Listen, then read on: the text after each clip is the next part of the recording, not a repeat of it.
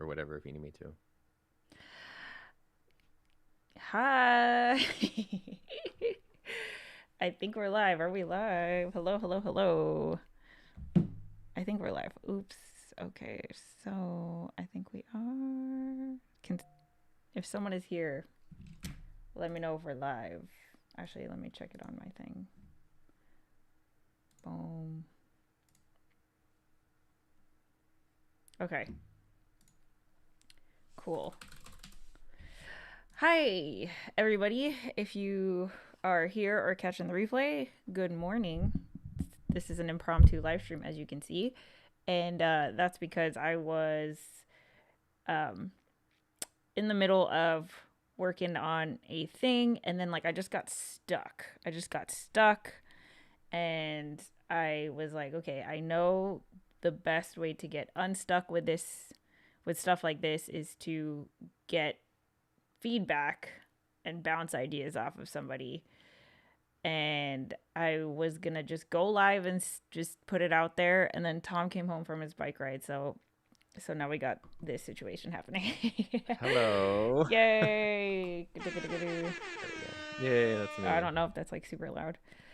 Okay, so can we get hi? Sammy's here. Tech First TV, Tech Audit TV. Percent is here. Hello. Good morning, everybody. Can you let us know if the sound's good? Are we? Hello, hello. 1, 2, 3. Mic check. 1, 2, 3. Yeah. So here's how this is gonna work. I think I'm just gonna run. I don't really know how to describe it.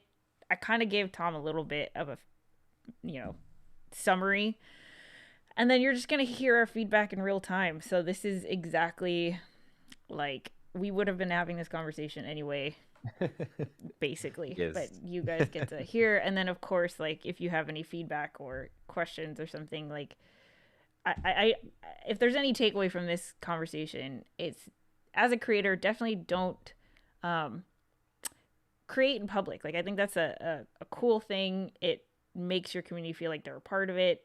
It's always great to get ideas. Plus, it kind of builds excitement for the thing that you're building. And I'm not telling you that as oh, I'm just doing this because of the strategy. You're just seeing it happen in real time. And Well, also for us, it goes back to the thing we were talking about where we can have the conversation, but sometimes even if somebody else just says the same thing, it hits different. So, right, you know. yeah. So here we go. Okay. I don't even know how to explain this. Okay, Mhm. here it is. I have been working on a thing for a long time, and I think my vision was that as a YouTube coach, I have coaching clients, I have consultation clients, I have an online course, I have the YouTube Huddle Up. There are things that I offer to help people share their stories on YouTube. And that's what I love doing. And especially now that I've been discovering the passion economy, it's definitely been a thesis in my head to come up with a blueprint on if someone wants to build a new type of small business as a content creator. I wanted to be able to provide the support to help somebody do that, because right now I don't see it. I see a lot of YouTube focus, but not enough of you know, you're a small business owner at the end of the day, mixed in with also YouTube content creation. And so because I'm still learning about this new business model and stuff like that, it's not ready because I'm still doing the research. I'm still putting it together. However, I think, that is going to be something that I eventually do. I think I think it's important to me for that to exist. So I want to create it. I'm not ready yet, but it's going to be a high ticket thing. I think that if that's something you want to do, then it's going to be an investment. But long story short, I'm not ready yet. Okay, so that's vision part one. Um, the Our YouTube mastermind is awesome. The YouTube huddle up is awesome. And there's a lot of Facebook groups that I'm super excited about that I'm a part of that are awesome. But Facebook sucks and I hate it. So I recently discovered this platform called Mighty Networks, which I originally looked into. This was my YouTube Huddle Up homework last week, as a way to potentially build my YouTube group coaching program on, because it was very important to me to not only offer a place where I can host content, right, through an online course, so it could do that, but also that there was a community aspect, which is what I feel like is missing right now. So here's an example. The YouTube Mastermind is awesome. I see Aubrey here. She's a member. It's like such a cool thing, and I'm excited to keep growing it, and to keep making it evolve and stuff like that. The problem with the YouTube Mastermind is right now we host it on Podia, which is great, but Podia is not meant to be a community-based platform. It isn't, right? And when Podia says they sell memberships, which is what the Mastermind is, it is a private membership. It's not memberships. See, this is the problem with all of these words in like the creator economy space, because we use the same word to refer to different things. Podia sees memberships the way that Patreon sees memberships, where you pay a membership level price, right? $10 a month to get exclusive content. You get another video. It's not a membership in that like I am a member of a group and I am going to contribute through my content and be able to like talk and chat and stuff like that. That's not what Patreon is for. That's not what Podia is for. It's more of like you get, there could be different tiers and you get different levels of access to content. Okay. That's the problem with YouTube Mastermind. So we have a Facebook group to supplement, to provide that community aspect in between sessions that we can't get through Podia, right? But do I even have to explain? Facebook sucks, right? It sucks. It just sucks for a variety of reasons. It just sucks. Like, I don't really like saying things suck, but Facebook just sucks. And even if you like Facebook, right, here, it's just not meant to, it's not a platform that's optimized for creating communities and like fostering community.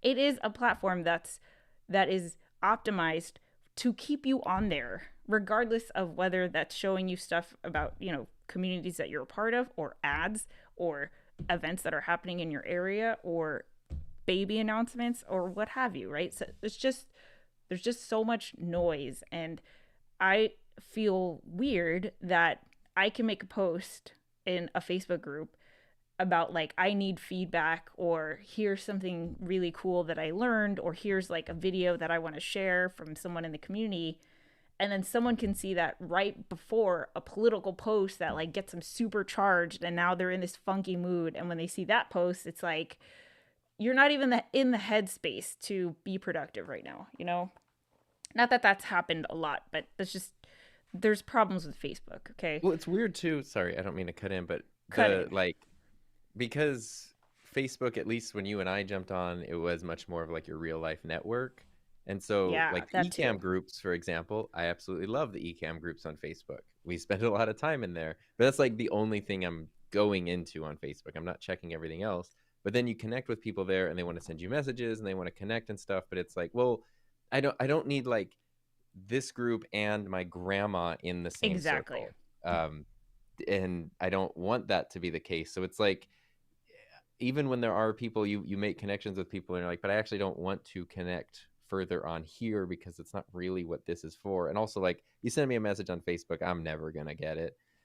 So like if there's somewhere else where, like you Right. said, okay, I'm going here because now I want to dive into this group and I want to spend time here and I'm in that mindset and this person is neat, so let's message here. I don't have to go seek out like your other social medias or something. Anyway. Right.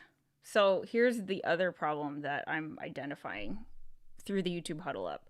I love the YouTube Huddle Up. It's like probably one of the things I'm most proud of creating. And it's definitely like community focused. So like,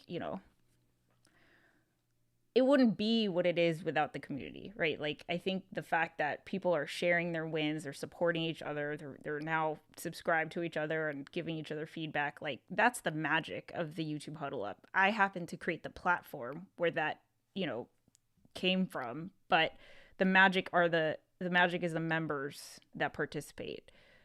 The problem, the problem with the YouTube Huddle Up is that it's on YouTube, which means that YouTube is a platform that is optimized for two-way communication, but usually between the creator and the viewer. Obviously viewers can connect with each other, but you have to go off the platform for that to happen. You can't send DMs. You can't even click on other people's channels while you're in the live chat. You have to search for them. A lot of the people in the YouTube Huddle Up don't show up when you search their names in the search bar. So it breaks, right? Like that's why I created the scoreboard, because I was like, there needs to be a way for people to be able to look at each other's channels without like going to another platform. So the closest thing I thought of was like, I'll make the spreadsheet that's public access where there's a link, but it's tedious, right? Like it's not. I know if it continues to grow that the way that it is, it's going to get to a point where I can't do it myself. So there's a problem, right?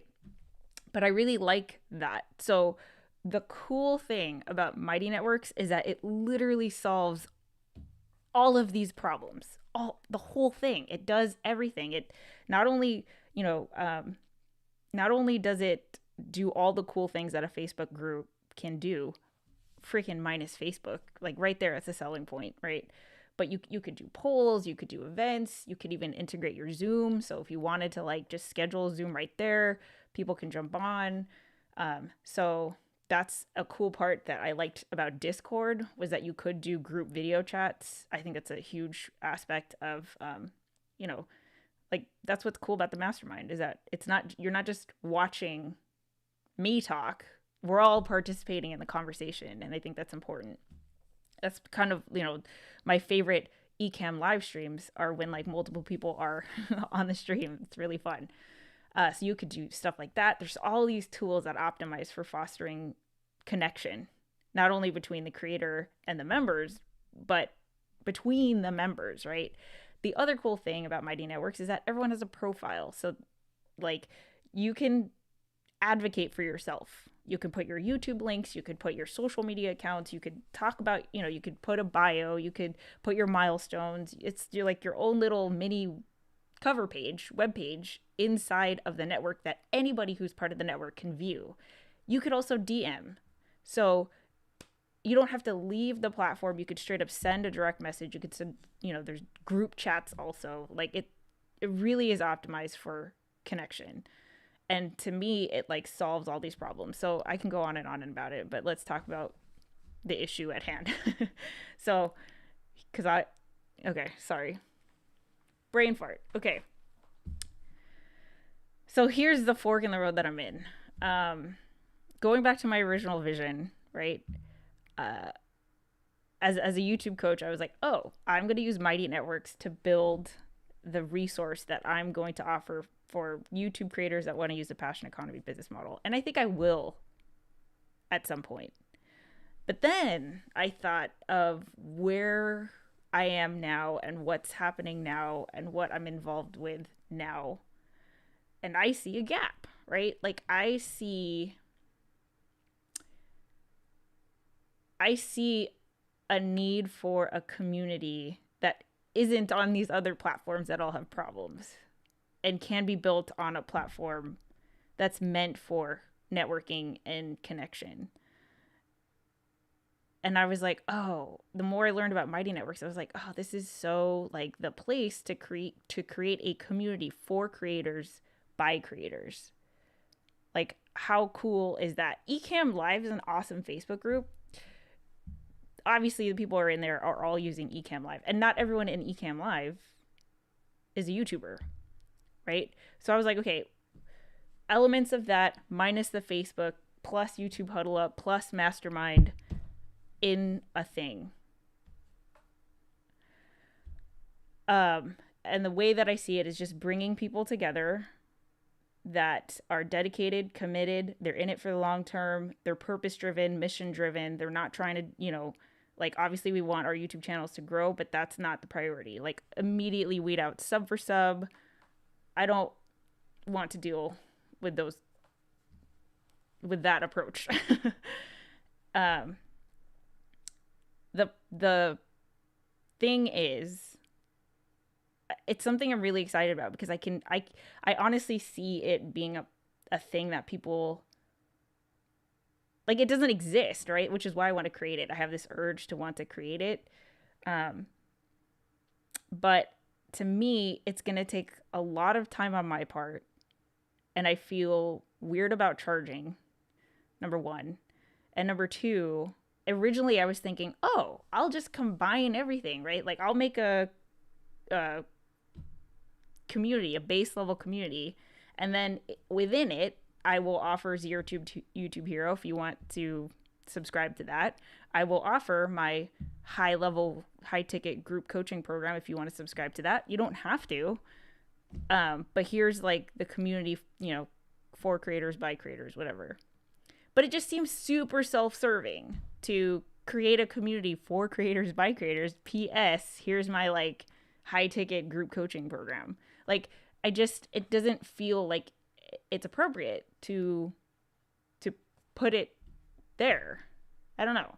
So then I was like, do I create two? I know I can't build two things at the same time. I just can't. And, if you were to ask me right now in the moment, like which one I'm more excited about, it's 100% this like creator community one, just because I see a need and I can see it being like such a, like the fact that it could be as awesome as the YouTube Mastermind, YouTube Huddle Up, a Facebook group, minus all the things that break those down. I just want to like do that now.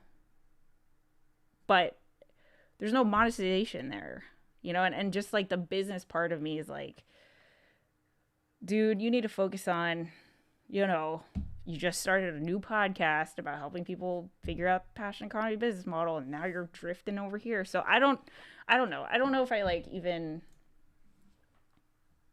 help me, babe. Okay. I have so many thoughts, as do people in the chat, because I've been reading the chat. It seems like Tech Audit TV went down a very similar path that you went down and then landed on Discord, which I feel like you're set on Mighty Networks, which I understand and I think is good. I'm curious, though, maybe in a self-serving way, how the problem with Discord, as I understand it, is it's sort of like you jump in, you sort of see everything happening in stream of consciousness, but if you leave for a day or two, you come back in, you're like, you can't have like a threaded discussion, easily searchable stuff, as far as I know, and I could be totally wrong about that. I have a lot. I have so many thoughts. So here's I don't know where you want to begin. So here's like the vision I have for the creator community. We'll call this the creator community, and then we'll call the other one the coaching, Heather's coaching group or whatever. So creator community, I'm thinking like, okay, I feel like there needs to be a community where, how do I explain this? What did I write here? It needs to be a community that goes beyond free content made for anyone and everyone, right? So right now, if you want to learn how to start a YouTube channel, you go to YouTube and there's just like, obviously millions of videos and tutorials and live streams and all of that. I feel like you can spend a certain amount of time doing that. At some point, it doesn't help you anymore. What really helps you is just go make stuff, right? And you'll figure out your process and all of that. And if you are in it for the long run, then we need ongoing support. Like I feel like community and support is such a big part of the creator's journey. And Tom, you and I have been super lucky that we found each other, right? Yes. And I'm thinking like, could we create a little bit of what we have to other people? Because I think that our thing is what really took our channels to a level that we could have never done on our own. So here's what I'm thinking. Jared, he said, sometimes you have to get started with an idea to fully flesh it out. No reason you can't start and figure out some of the details along the way. And I know you hate that. And I I'm love just that. like, But hear me out. The two, what I would argue are pretty much the two most successful endeavors would be so far the mastermind and the huddle up, in terms of like having a community, like evolving to a point where, like, in the mastermind, you and I are always working to keep up. In the huddle up, every week you're like, I can do this, I need to change this, I need to ask for help from people to do this because it's growing so much. And both of those had an idea, but they were not nearly fully fleshed out when they got started. They've evolved over time. And I just want to point out that those two things that you love so much did start out kind of that way. They had a goal, they had a purpose. It wasn't just like, oh, I'll wing it, but it was not fully like articulated and then put out there. So I think that there is value to that part of it. When you're like, I'm not ready, I'm not ready, I'm not ready. I'm like, maybe that's the perfect time to be ready. But also, in terms of paid stuff, I do think that I think that you've done enough research to know that for this, Mighty Networks works because it is paid. It reminds me of why Apple can do, like, they can kind of give a big middle finger to all the like data and privacy stuff that other companies don't, where they're like, no, we don't sell your data, we can't even get into your phone if you don't want to, like, that kind of stuff, because they're not marketing your data. You're buying into the so you're buying the iPhone. That's how they're getting your money. And then sure, they can save your data because they don't need it to make money. And I think Mighty Networks is the same thing. Like, because you're paying, it's a paid platform. They don't need to then do ads and have algorithms that keep your eyeballs there and try to serve up a bunch of different content. It can genuinely be optimized for that specific group, however you want. So I think that's hugely valuable. And I think that's what you would be paying for as like the administrator of it. But I also think that's what people would be paying for to be a part of the group, would be to, like, I would, I mean, seriously, like, I would pay for that. Like, obviously, like, I was gonna say I'd pay for the okay. Ecamm group without Facebook, but that's So Mighty Network. here's the bigger question, because I 100% agree with like just start somewhere, and then like especially with communities, it evolves with the members, right? So I understand that there's only so much I'm gonna be able to do on my own. Here's like the here's what I really need feedback on today is I feel like the approach, right? The approach of if I wanted to build the community for creators by creators versus the community for like Heather's group coaching, the members wouldn't necessarily be the same. Right, right. Cause like I'm trying to think, okay, here let's take Doc, right? I think Doc Rock would be awesome in for creators by creators. Mm-hmm. Does not need to be a part of Heather's group coaching program. Okay. So that's kind of like maybe this is like a business partner question, is because I feel like just on paper the group coaching community is going to make more money Yes. faster. Yes. And It comes down to you and your bandwidth for time, because it's two separate projects. So yes, the group coaching thing is more expensive. There's also going to be a lot more like one-on-one interaction with you.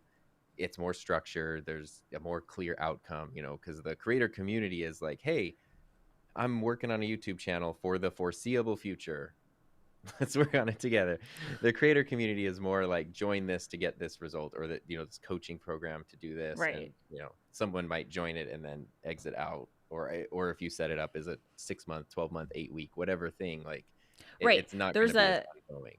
yes, exactly. Like my goal with as a coach, right, is that eventually you leave the nest, cuz Yeah. otherwise what are we doing here? But it makes Like sense though that for someone who leaves the nest, that then there would be this community, because this is what I've been talking about with you, what I have been looking for. So very selfishly, what I'm advocating for here is a community of, like, it's easy to find communities of creators online, but right. the Yeah. vast They majority of them exist everywhere. are people just starting out, and uh, you outgrow that quickly. And I don't mean like, that's not like a boast or anything, but once you've made 20, 30 videos, once you've kind of got your channel up and running, even kind of regardless of size, but especially if you hit, 1,000, a couple thousand, like, you kind of you're kind of going, and you don't need the same questions of like, How do we get YouTube how Partner do I do Program? SEO? How do I get more Yeah. subscribers? How do I, like, it's really more about like, how do I balance this work life thing? How do you do a setup? It's a lot of Right. like what is happening in the Ecamm group, where it's what you see there is people going like, that's why I love that group, is because it's not commiserating. It's not, this sucks, like tell me why it sucks. It's not that. It's, look at this cool thing I did, and then somebody else goes like, oh, I did that and I took that and I added this idea and I made this other cool thing, and it's like that kind of environment. But that is Ecamm, and which is largely streaming, and this is, it's, so it doesn't necessarily apply to like a pre-recorded YouTube production process on memory cards and Final Cut, like Right. um, but that thing where there's other people in it. I haven't seen Filmtopia here, but he was an example because he recently redid his setup, and he's like, yeah, I did it in a day. Like, he had a really nice looking set, and then it wasn't, even though it looked great, it wasn't what he had in mind. And so literally he was like, I had a stream that night, and then earlier that day I just sort of got everything and just kind of like put it together, and it looks so good, and it like leveled up everything. That kind of environment, like, that's so energizing to be around, and that's what I want to be around. If you go too far and you go into, not that this is always the case, but the YouTube channels that have hundreds and hundreds of thousands or millions of subscribers, they're also operating in a different land where, you know there's sort of like this thing that I'm talking about. What I'm looking for is this, like, you aren't just starting, but you're also not, striking seven-figure deals, but you're still excited about it. Even if you are taking a strategic approach to kind of grow it as a business, even whatever, the key factor is that you're like in it, you're excited, you're active, and you want to be around other people who are doing that. I have not found that, I've not found that ongoing anywhere. Closest thing would be the Ecamm group, but it's Ecamm. So that's what I want. To make it for me, please. Really quick, David says, I use Circle for Community. It works like a private Facebook group site. Yes. Um, so I'm pretty set on Mighty Networks. I'm not, I thought about looking into Circle, but the thing I really like about Mighty Networks is because you can offer um, online courses in it. And I think Hmm. I think I need to do that. Um, So just yeah. quick, because I saw a tech audit said, I like the idea of having everything on Mighty Networks offer free access to join the community and get people in the door, but then you have private paid groups. And that's where you were like, well, it's for creators by creators, but it's very self-serving. I don't think that's a problem. And I'm saying this like, Mr. Please don't give me money. And I'm not saying it like I'm telling you this. And if the thing were switched, like, I would be like, oh no, I couldn't do that. Well, I can I interrupt you for 1 second? Sure. Carissa agrees with you. I'm just gonna say that Okay. before you Okay. keep going. Because here's why. One, you are the administrator of it. So even if there's other people jumping in, even if someone who's in the community wants to do a live stream, help somebody out, whatever, you are the one who's paying the bills. You are the one who's setting it up, organizing it. Like, you need to be compensated for that. You're dedicating your time to do that. So I don't think that's self-serving at all. And then also, like I was telling you this before our stream, I would pay because it's a self-selecting group that's going to do that. It's not the sub for sub. It's going to weed out all of those people, and it's going to be the people who are kind of at that level, who are like, yeah, I'll pay. You're not charging $100 a month or something. I don't know what the monthly fee would be, but it wouldn't be like extreme. But it would be something that I would completely be willing to pay to filter out all that noise and literally be a member of this group. And then you could, like, if part of the fear is excluding people because there's somebody who would be an amazing fit but literally just can't add a monthly subscription, there's always ways where then, as the administrator, you can scholarship them, like, whatever. So it's not that you're necessarily excluding, you're putting up a gate, but it's not like, I guess, you're gatekeeping, but in a good way, where it's like, you're not, it's potentially open to everyone, but it's not really for everybody. And it's okay as the administrator to bring people in, and it's okay to say like, hey, you're going to be a part of this. There's a ton of benefits. I'm putting in a ton of work to make sure it's here for you. So you got to pay a little entry fee to get in. Like, Right. I mean, I'm pretty sold on like there has to be some and price. And just I talked to you about this, but just for context of everyone in the chat, I used to run a student competition organization, where kids would travel and stay in hotels, go on plane. Like there's all these events and all this stuff, and I worked really hard to make it free for everybody because I didn't want the students to have to pay. So I like worked with the district, worked with the state, all this stuff. And when it was free, like the kids weren't taking it seriously, and it was a really big problem. And so finally, even though I could have continued to let them join for free, we charged it wasn't even much. I forget. It was, I don't Nominal. know, $20, $40, something like that a year that included all the travel. And just because they had to pay that fee by that date, it immediately selected a completely different group who then approached it differently, even though the money was negligible. But it just put in a different mindset. And I think once you pay something, it just your approach is entirely different towards it. And I think in this case that would be a good thing. Tech Audit TV says the people that are turned off by that are likely the same type of people that would never be a good customer client. The true creators understand that paid features support the free features. Yeah. It's not the idea of charging in itself, right? Like I think that there needs to be a membership fee. You know, like I think that's one of the cool things about the mastermind. And I don't know if it's because they pay, but like there's a very, you know, the mastermind is also application based. So it's like not only is it someone who's willing to fill out the application, but it's someone who's willing to pay $75 a month, you know, and it's, you can tell the people in there are very dedicated. Right. So I think that, you know, I agree that there needs to be a price, but I can't get over this other thing of like, I don't know. No one's gonna be like, oh, different. You what? I just feel like it's different. What's different? You know, the people. I mean, yeah, but the community fee, I don't know what you had in mind. I'm guessing it would be pretty minimal, right? Like it's not, I don't know if you wanted to like say a number you were thinking or anything, but it would be like a streaming service subscription for a month, probably. Like, you know, I don't think it would be $50 or $100 a month, but the bigger ticket items, like you're talking about, like this coaching thing or whatever, that could be something like that. But not and everyone. That wouldn't be weird to you. Okay, so to me that wouldn't be weird, because if I weren't interested in it, it just wouldn't be a thing I joined. And it'd be like, okay, I don't do that, but I do this. I don't know. To me, like it doesn't. Okay, so here's where I'm thinking. Okay, don't ask me why I remember this. Cody Wanner, okay, no small creator, very huge movement in thousands of people, 2018. Yeah, started a Facebook group because that's what you did, right? And like an awesome community that to this day is very active and engaged. I remember there was someone who, you know, one of the rules in the Facebook group was that you couldn't just like drop your YouTube videos, right? Like if you wanted, because you can't do self promo, which makes sense. Yeah. So if you wanted to drop your YouTube video, it was because you wanted you were looking for feedback specifically or something like that. There was a purpose beyond just like check out my video.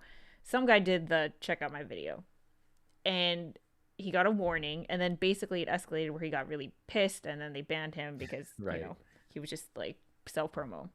Yeah. Before he left, he said, you know, he got real bitter and resentful and just started being like, oh, this group only exists so that Cody can eventually offer his online courses and sell. It's like a funnel, right? Like you just take people to the free thing, the low ticket thing, and eventually you're going to offer the high ticket thing. And like, you know, he kind of said that on his way out. I know that people aren't going to look at my thing the same way, but I do feel like there is a difference between Heather's group coaching community for YouTube creators. Here's the free, here's the first tier, here's Zero to YouTube Hero online course, here's, you know, my group coaching program if you want to take it to the next level, versus a community for creators by creators. And I was on the phone with my accountability partner, Carissa, right before this, and she did tell me, I have a tendency to get very, very, very, very excited about new ideas. Yes. So she said, give it a week. um, but also, like, the thing with this is because it's not, it wouldn't be, it's, I feel like it's just two separate groups of people where, And who like you cares? said, Like, this is like for the people who are eventually going to leave the nest, and like this is like not a nest, but right? Like who, it's like, basically like what I envision creating is like, you know how I have like small business like chamber of commerce yeah, experience and stuff like that. I want to make that for creators because right right. now I feel like there's a bunch of groups like this. There's a bunch of groups that are like ran by, the YouTube coaches that all have their people, which is great. Like I have that, right? I'm not dissing that. And then there's the tools, right? There's Restream, there's Ecamm, there's like ConvertKit. They all have their Facebook group of communities that use their thing. And right now there isn't, as far as I've seen, no community for creators by creators that provide not only, support but networking, potential to connect, Right. collaborate, all of that, like all of the stuff that I feel like a chamber would offer to its members who are small businesses. Chamber of Creators. Yeah, exactly. So that's how I envision that, and that's something that you are a part of for as long as you are a creator. But it feels real. I don't even think I'll be able to get over this on it. I don't think there's a way. I don't know. Maybe you can So, talk me out of it, but okay, like, here's how the heck am I going to invite other YouTube coaches to join this thing? By the way, here's my thing. Like, it just doesn't here's all seem my right. thoughts. Here's all my thoughts. First, the Cody example you gave, where the guy was like, "Oh, this group is just so him." One, if Cody started a years-long, thousands of people strong movement, and then they stuck around for that long, and he wanted to let him know he had a course or something, like more power to him. But he's also like never really done that. He's not even like a main figure in that group. Like he pops in to moderate sometimes and leaves, and otherwise it's so my point is that guy was wrong. Like he had a suspicion. It's like when someone Right. says, "Oh, Tom, like you're getting paid by Rode to talk about that Right, microphone or right, right. I whatever." mean, And I'm clearly, like, obviously, that guy I was. know he's wrong. He can say that, he can think that, but he's straight up wrong. And you're gonna have those people maybe, but they're not gonna be a part of it. So what the analogy that's coming to my mind, because I love analogies and metaphors, is a cruise ship. When you go on a cruise ship, you buy your ticket and it gets you on the ship. Once you're on the ship, you could potentially try to not really spend any more money. Like you have the base food ticket item or whatever, you don't do anything special. Or you could go to the fancy restaurant, you could go to the club, you could do all the excursions, you could do all that stuff there. But even though it can be frustrating, like you can go on a cruise ship and be like, I'm on this ship, look, here's a really cool activity. Oh, it's $600. Like, oh dang, I can't do that. Like you could be mad about it, but like some people will choose to do those higher level things and some people won't, but you're all kind of on the same ship. That's sort of what I'm thinking of here. So there's a community, you can join it, there's these other high ticket items. If somebody gets so mad that they pay to be a part of this community and they also see that, like, oh my god, she's doing coaching too, like, so get out, leave then. Like, who cares, and I mean, I really mean that. And the reason I say this is, I love you. You get hung up on labels a lot because you love your systems and you love your labels and you love this is creator economy, passion economy, coaching, group coaching, private coaching, and I know that helps. Don't get so hung up on the labels, like for creators, by creators. Like, okay, cool. So like you are a creator who's still creating this space for other creators to join in and help and be a community. Like it is still that, like, that doesn't go away just because you're also getting paid for it. And you're not ripping anyone off. You're not saying, like, you're not ripping anyone off and then just sitting back and like lighting a cigar with a wad of money or whatever. Like you're just providing the service and you're charging a fee to literally cover the costs of providing that service and to cover your time, because like you said, it's your time. If you're spending however many hours a week maintaining this, well, it's opportunity cost. You can't spend that time doing other So things. you're, I don't know, man. I'm telling you, it doesn't even bother me. Like, I feel like I'm the litmus test for like, is this a scummy money thing or is it a weird It's thing? not that. It It's doesn't not. even bother me. It's more of like approach. It's approach. You know, fine. I get hung up on labels. I get that. But to me it's approach, right? So if someone Sure. said to me like, "Hey, I want 1,000 YouTube subscribers as fast as possible." Hmm. And my channel is about, I don't know, like Pancakes and breakfast lotion. food. Yeah, pancakes, fine. And then I want to build a YouTube channel to help people like create the best pancakes ever so they can spend like more time with their family making breakfast or something. Sure. Very different approaches. Hmm. Vastly different approaches. Okay. Very similar goals. You can even argue that the people probably like look the same and have like the same stuff and blah da da, but the approach is totally different. That's where I'm hung up, because the way that I would talk about the creator, the community for creators by creators versus the community where I have a purpose to help you eventually get out of this group, the I everything about think the way that I talk about it and the goal and the purpose and the marketing, like all of it would just be totally different. I think it's I think I get what you're saying, but Like I it's would, I'm I thinking know for a fact I'm not going to talk to Doc about it. Why? let's look up the YouTube huddle. Let's look at the YouTube huddle up, for example.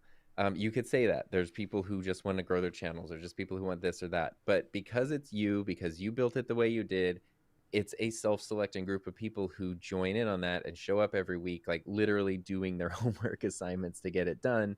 It's not like it's just attracting a certain.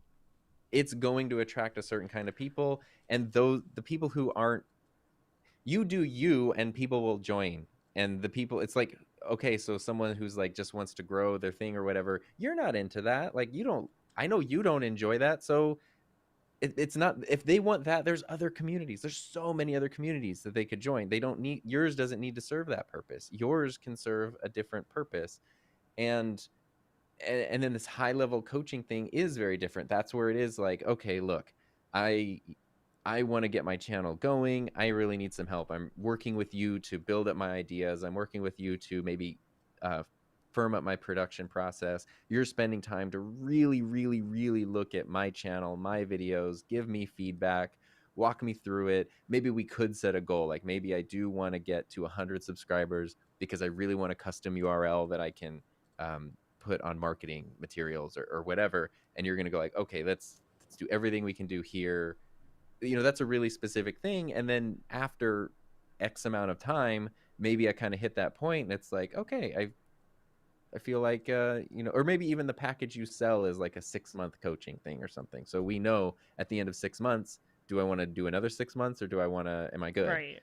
And then once I'm good, I could just leave and go do my thing. Or here's the active community of ongoing creators, of which you can just be a part. You don't need to be the coach philosopher. Like you can just be, you can do this kind of thing, like, hey, I'm working on this, I'm thinking of this, I'm struggling with this idea here. Like that's where we get to see you also doing the thing that you're, maybe that's even more valuable, is the coaching thing, is you sharing the expertise, and the community is also where we get to see you doing the thing where you have the expertise. So it's not just like, the YouTube coach who never actually makes anything that's not just a coaching video, like have you ever made a YouTube channel? It's not just a coaching thing. Like we get to see you in it and working and being a part of the community. I think that's hugely valuable. Yeah.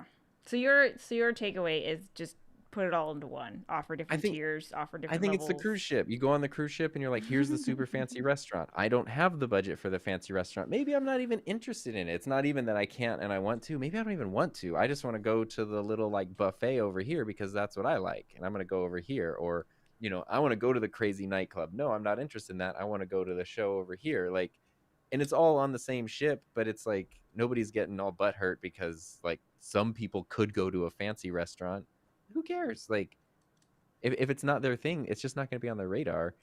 And it's just, I think it's only a strong thing, and you never know. There could be someone who joins the community, they love it, and then they hit a point where they're like, man, like I want to take it further, but like I need extra help. Oh, look, here's a one-on-one coaching thing. That would be really helpful. I'm already part of this community. I already am here because I like this. This makes sense for me. So it's like they could go both ways, and people can go in and out of them, or only one or the other. Like I know you're not going to be the thing that would feel crummy is if in the community every time somebody asked a question your thing was a push for the higher ticket item. So if I were like, hey, I have this question here, and you were like, that's really the kind of thing we cover in my higher level coaching package, but go over here, like everything is just a paywall to the higher thing, which it And wouldn't be. That obviously, I wouldn't wouldn't happen. do that. Yeah, Yeah, but like that's the only time it would be scummy. Otherwise, I don't know, it's like it's think of live streaming pros, for example, Luria's channel, where when she does her interviews, the first half hour is open chat for everyone, and the second half hour is usually members only chat. And she tells people like, okay, it's 30 minutes, so like if you're not a member and you want to get your question in, do it now. And then they close the chat and it's members only. And I'm sure there's some people who are like, oh dang, like that's unfair. But for the most part, people are cool with it. If people really want to have their question, they join the channel membership. uh it's just, it doesn't seem like riots break out over it. It's like it's just it's what it's what it is. I don't know. So I mean, like I'm telling you that I don't see a problem with it. I fully understand where you're coming from. Like it's not an unfounded concern, but you know how you're going to handle it. We all know how you would handle it. And I think it's so good because also the community will inform the higher level items. So it's not just you in a vacuum like, well, what do I think someone needs to offer? How could I approach this? You're going to see like, look at these trends, look at this, look at this. Just like you want to start this because there's a gap in a conversation, you could see gaps forming in the community and then know like, well, geez, this higher level thing could focus on that because I can't like get over I can't get over it. get over. I don't understand what there is to get over. I'm sorry. Like I can't. I just. I don't know. Maybe I think I think this is something I'm overthinking. I get it, but like it just feels so shady to be like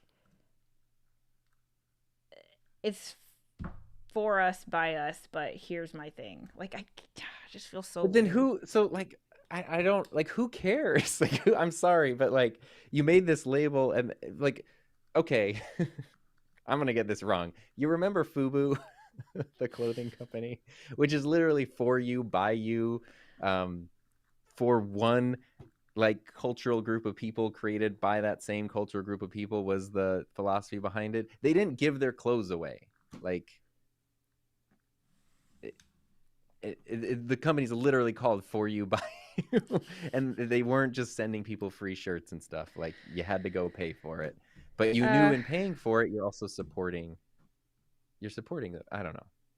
I can't remember if we said this already. The advantage of the free part is your biggest and paid fans will also be in that same community. So now people who sign up for free who still have questions will get sold by your fans' enthusiasm. And you still have free because you still have the huddle up. You still have like your communities that are building. So it's not like the person who just wants to join, the person who doesn't want to pay, they still have access to certain things. They still have a community to be a part of. They can still be sold by other people's enthusiasm. They can still be helped out by other people. So that like that's not going away. David says, if you could only do one, which one would you pick? That's a good And question. this is how it is for most things that if I'm picking between one or the other, is that it's both. It's just a matter of time. Like both to me will exist. I just don't know which one I'm going to work on in the next 6 months versus But what next if year. though? What if? What if it was you literally can only do one for some reason? I don't know. There's a super weird law that was passed, and you can only do one. Or if let's do a coin flip. If I flip the coin, heads is one and tails the other, and you're like, are you hoping that it's? Um,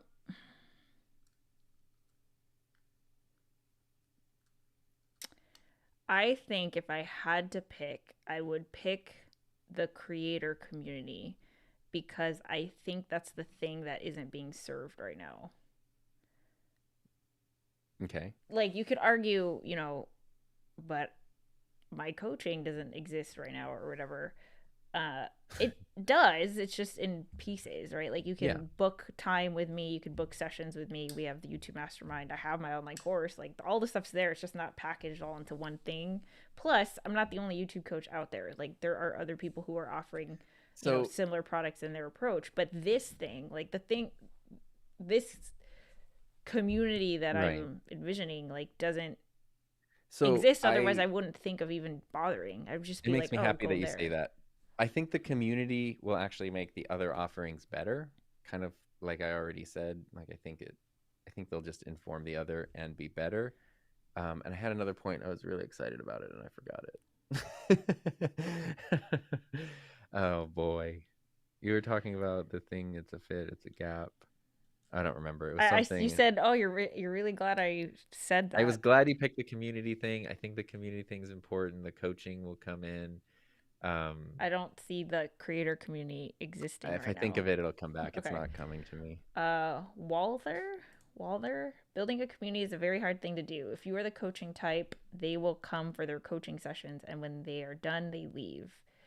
If you are a coworker mentor type, giving them a sense of usefulness, they can bring something to the community. They will far more likely stay around and perhaps also help others.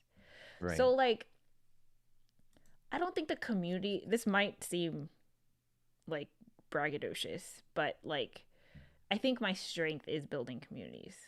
I think that's something I'm really good at. Yes, I would agree. I don't know why, but like straight up, even in college, like throughout my adult life, I've always been in a leadership type of role, leading a community. I don't know why. So it's not, I'm not really worried about like how to, you know, encourage participation, how to get people to connect. Like that's the stuff that just is going to come naturally. The thing that I'm worried about is like I only have a certain amount of time, like a certain amount of things that I can focus on. Bandwidth. And like I had a plan, right, to get my like, to make my money goal, my money business goal for the month. And like now there's this new thing that would take up a lot of time and does not fit that money goal. And So, honestly, like from a very practical standpoint, I should just be like, that's a cool idea.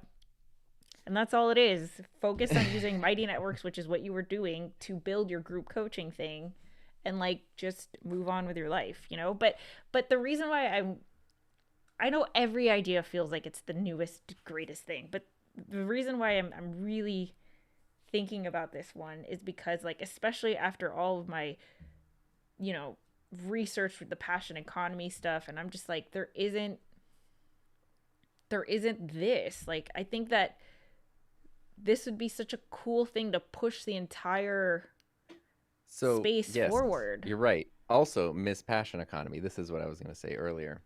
Uh, let your 100 people pay you. So do the thing that you're advocating for. Yeah, You're but offering a transformational experience for a group of people who multiple people in the chat right here are like, I would sign up. I would pay for that. I would join for that. Like you're telling them that they can do this, and you shouldn't feel shady when you're the one that's doing it, because you would tell any of them, oh my god, you should 100% do this. And this was my other thing. When I said that I think the community will make all the other stuff better, because I know, you've talked to me about what you're kind of envisioning for a higher ticket item and stuff, and it's very involved, and it's something that you would need to take more time to set up and build and all that stuff. And I think this will help inform that, but also those pieces are still there. Like if someone wants to book a coaching call with you, they can. If someone wants to book multiple, they can. If they want to take your course, they can. You can coalesce that into a new thing as time goes on. But in the meantime, there can also be this community that's growing and building and turning into who knows what. Only time will tell. And I think that's really so I cool. get what you're saying, but like here's my issue, right? Like I have no freaking problem charging $200 a month or $1,000 for a 6-month group coaching program Uh-huh. for Heather's group coaching community. I have no problem doing that. Okay? This other creator community is not, I would not use the passion economy business model here. I don't feel right charging a transformational, monetary value when I'm not the one who's providing that But you transformation. Like, yes, I'm fine. The community's there. Fine. I'll charge $25, $50, whatever it is for you to be in it. But like,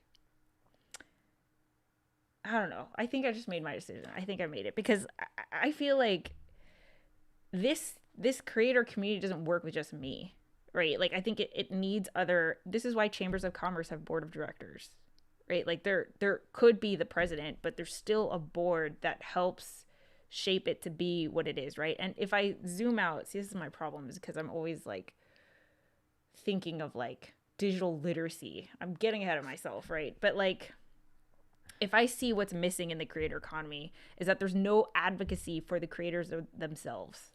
There's no advocacy. It's like we are at the mercy of the platforms. And I think everyone is recognizing that now. I'm seeing a lot of, in the people that I follow who are in the passion economy, all of the startups in tech right now are pushing creator centric. It has to be creator first, because if you attract the creators, they'll bring their people. right. So now we're getting, every freaking platform is offering monetization opportunities. It's not so much about revenue sharing with ads and other companies. It's like, okay, no, how can we empower creators to create their own products and services to make money off of their own audiences? Like, there's this shift right now, but the space is still being driven by the tech, right? That Ecamm. It's a company driven community, which is fine. There's nothing wrong with that.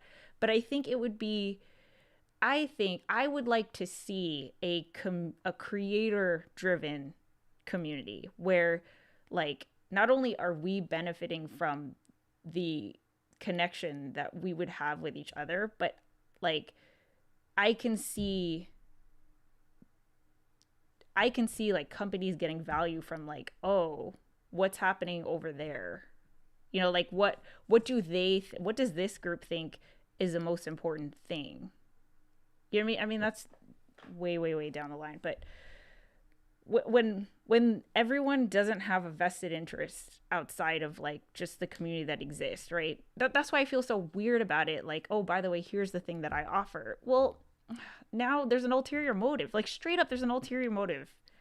There's not though, but is there? Like, that's up to you. Like, if the whole point of the community is just to push people to the higher end, yeah, that's an ulterior motive. But that's not. That's like, like, I don't want to invite people into my house and then let them see that there's pictures of us on the wall.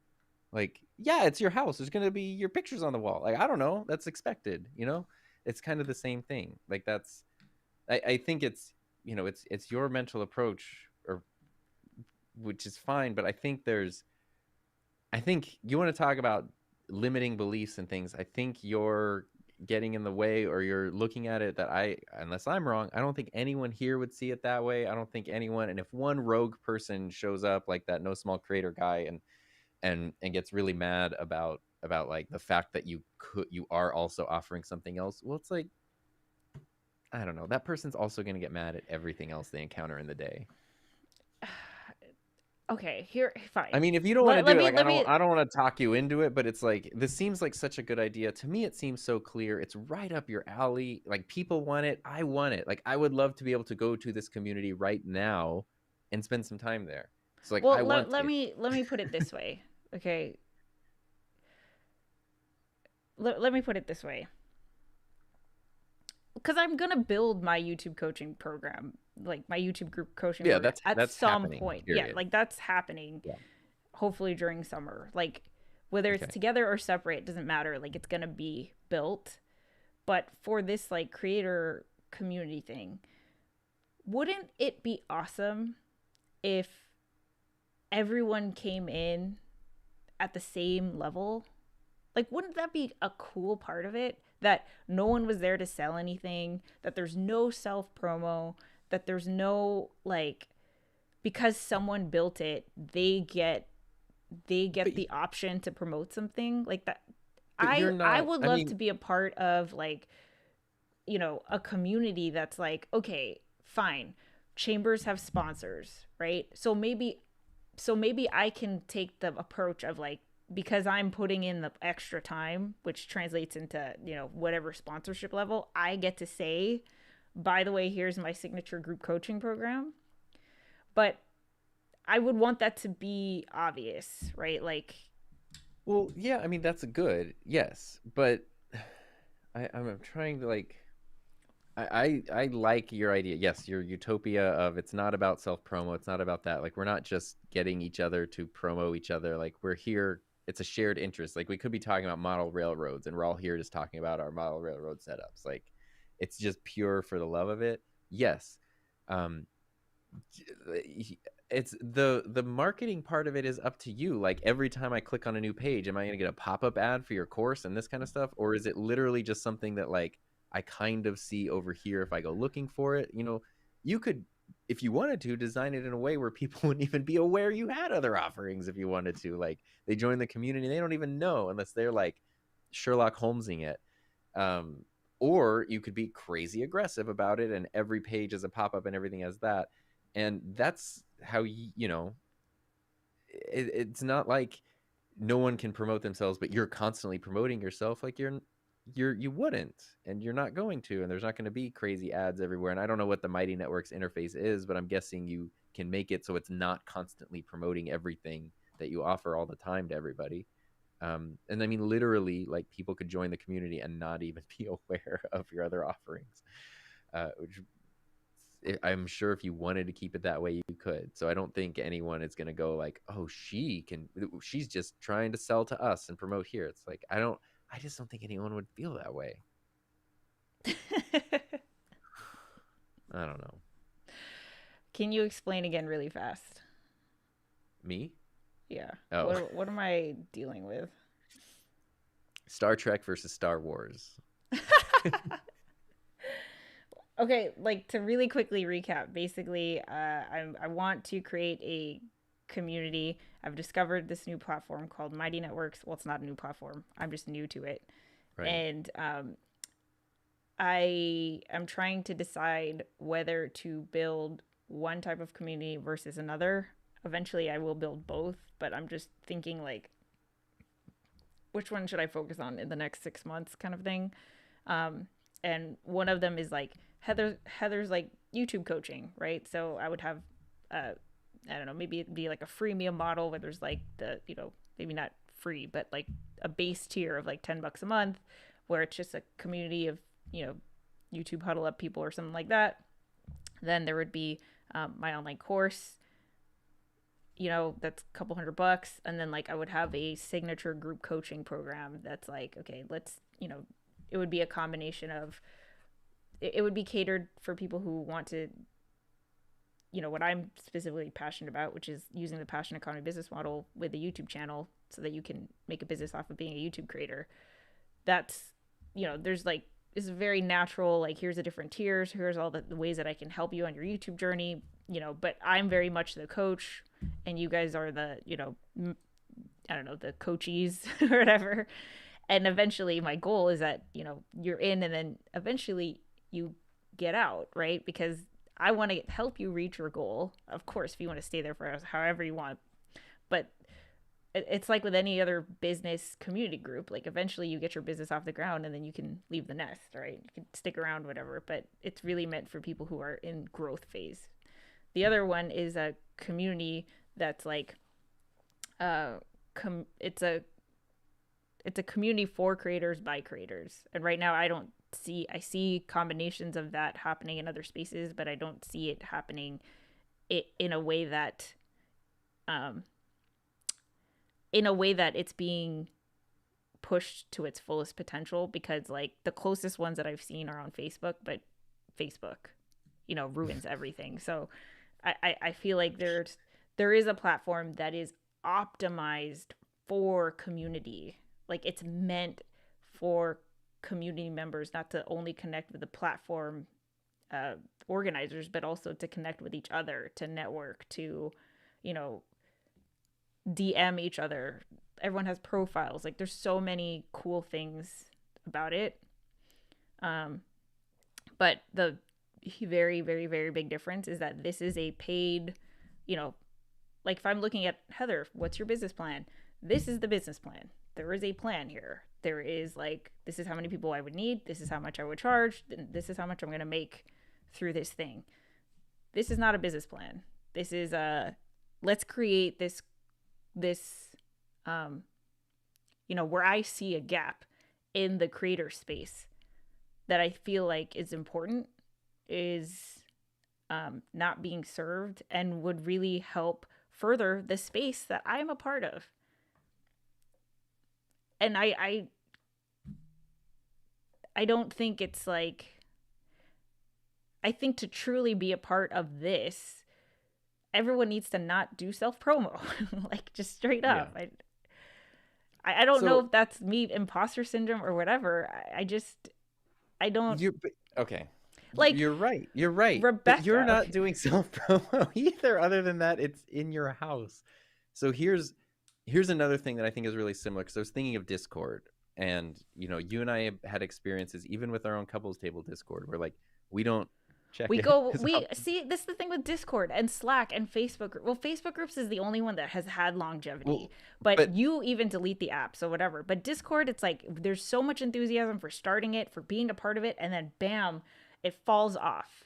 no. But that's actually the opposite of what I'm talking about, which is we didn't check our Discord for a long time, but you jump in and you're like, oh my god, like everyone's in here talking, like it's it's a thing that you can build, but people can keep going on it. And then that made me think of, there's a couple podcasts I listen to that have Patreons. They don't have sponsors on their podcast, but you better believe beginning, middle, and end of each episode there's a Patreon ad. And access to the Discord group is one of the perks of Patreon. I'm not on the Patreon, so I'm not on the Discord, but I hear like they have people from the Discord on the podcast sometimes, and it's very much like community. It's the community base. So Discord's typically free. In this case, you have to pay to get access to it. The people who run the podcast are definitely promoting their other podcasts, saying like, hey, this week on this one, we got this person over here, this thing over here. There's different tiers. Like everyone's here in the Discord, but you can go to this channel over here and like, oh, do you want this extra interview thing? It's the $10 tier, not the $5 tier. Like, and there's the people running the podcast who are kind of like framing everything, but then everyone in the community is just, it's the same thing. Like they can connect, they can have their jokes. You can click on a profile, see someone's links, go follow them somewhere else. Like that's sort of what you're building, but even with less self-promotion. Like the only self-promotion that would exist would be literally by necessity of the platform, like whatever happens to pop up via the interface because it's unavoidable, but not because you're going to say like, hey Heather, hey everyone, it's Heather, your coach with the ultra premium package over here. What's up, basic package people? Like that's just not like like this thing about like self-promoting and this that, like you are the one in charge of that. So it's like, oh my god, I sure hope I don't jump off this building. Cool, don't jump off the building, and then you won't. Roland is here. Most networking Yeah. groups are created by people trying to build a business. You can do both: build a community of creators and build your business within the community. They aren't mutually exclusive. Tech Audit TV. I have a tendency to get really excited and start things too soon. Playing devil's advocate. What if you first started with YouTube memberships and Q&A live streams? Just Sheem, I think you were here when I recapped. Maybe what you're advocating is a first professional creator organization. I think that's what it is, and I think that's why I can't get over the like, I really don't think I'm gonna budge on this, because I think of it the chamber, like, we have our local chamber here. Rebecca works for the chamber, and people are paying memberships, and the memberships are paying the staff, right? That I totally get. That doesn't mean that Rebecca gets extra time to promote her side business. Like, no. You can as a member, just like everyone else does, but she doesn't get extra like thing because she, you know what I mean? Like, but that's fundamentally flawed, because half of what the chamber is like, okay, stand up and give your elevator pitch, like sell to each other, market here, do that. So the group in and of itself is selling to each other, and this person doesn't get extra time to do that, which is true. But you're specifically saying like, I don't want the selling to each other part. I want the community building, growing together part of it. And So then just don't sell to like just don't do it. Don't promote to them, and then it's fine. Like that's I don't know. Like I mean, I don't think I'm going to change your mind, and I'm Well, I actually don't quite see what frustrated because I I just don't don't see like what you're them. saying. Like, okay, if I don't, so You're worried about promoting to these people, and I'm telling you, if that's what you're worried about, then just don't promote to those people. Like, right, so but that it's would up to mean you. have two separate things, right? It would just mean be like you have the community, which is this ongoing community, and then there's these other options for anyone who wants it. You don't have to keep marketing those other options to everyone who's in the community. Like, you can let them know at however minimal or maximal level you want that like there are other options if it's genuinely going to be beneficial to them. Like, you've recommended the YouTube Mastermind to people, not to make an extra membership fee a month, but because literally it's like, I think you would actually get a lot out of this. Or, you've done 3 coaching calls with me. Maybe the mastermind is actually a better like fit. So you can guide people to what you think is better, but they're here in this community. All these other things are over here. The community has the potential for longevity because people aren't going to be coached forever. They're not going to be in a course forever. But community, they could be a part of that for a long time, because that's what you said. The goal is, you're a YouTube creator. You're not just trying to hit a milestone. You're not just trying to do this. You're planning to do it for the foreseeable future. And you want to be around other people who are sort of like in that marathon mode of just, I'm just going to keep We're here. Yeah. plugging away. What are we doing? That's very long term, ongoing, maybe smaller incremental growth, and that level of support and that level of Okay, really quick. all that. Melanie super chat. Thank you, Heather, for everything you do and your heart and passion for the creator community. See, there you go. Thank you, Melanie. I appreciate it. Let's see. Rich, sell your courses and coaching, but allow other members to do it too. Allow promotion. That's what we're all here for anyway. See, I completely disagree with that. Well, I mean, there. Okay, Because, if like, you let me wanted, tell you, we are not, no one here is going to subscribe to a place where it's just going to be commercials all day. but here's what you can do. So I think there's ways to mitigate that you could borrow from other online communities if you wanted to. You could have the strict "we're not here to promote" rule, but lots of subreddits or Facebook groups or whatever I'm a part of, they'll have like self promotion Saturday, where literally here's one thread, you promote, tell us what you're working on, everybody promotes, and then literally like they're very popular because people go through and want to see what everyone's working on. But it's Right. just So that we can have, like, promo Thursday or something. right, yeah, Yeah. and it's literally like one thread, everything goes in here, any Right. other self promo disappears. I don't know how Mighty Networks is set up, but if it were something like an old school message board, you could have a forum that's like the self promo. Right. There's a way to do it at time, which is also kind of a directory of members. We can see what everyone's working on, and people do want to share their work, even not to sell, because that, I know that, but literally like, here's my channel, here's this, here's that. Like you can dedicate a time and a place for it, and then because there's this specific outlet for it, if it shows up anywhere else, it just gets cut out and removed because it's supposed to be there. So really quick, Rich said Chambers of Commerce, everyone is there to sell. 100% true.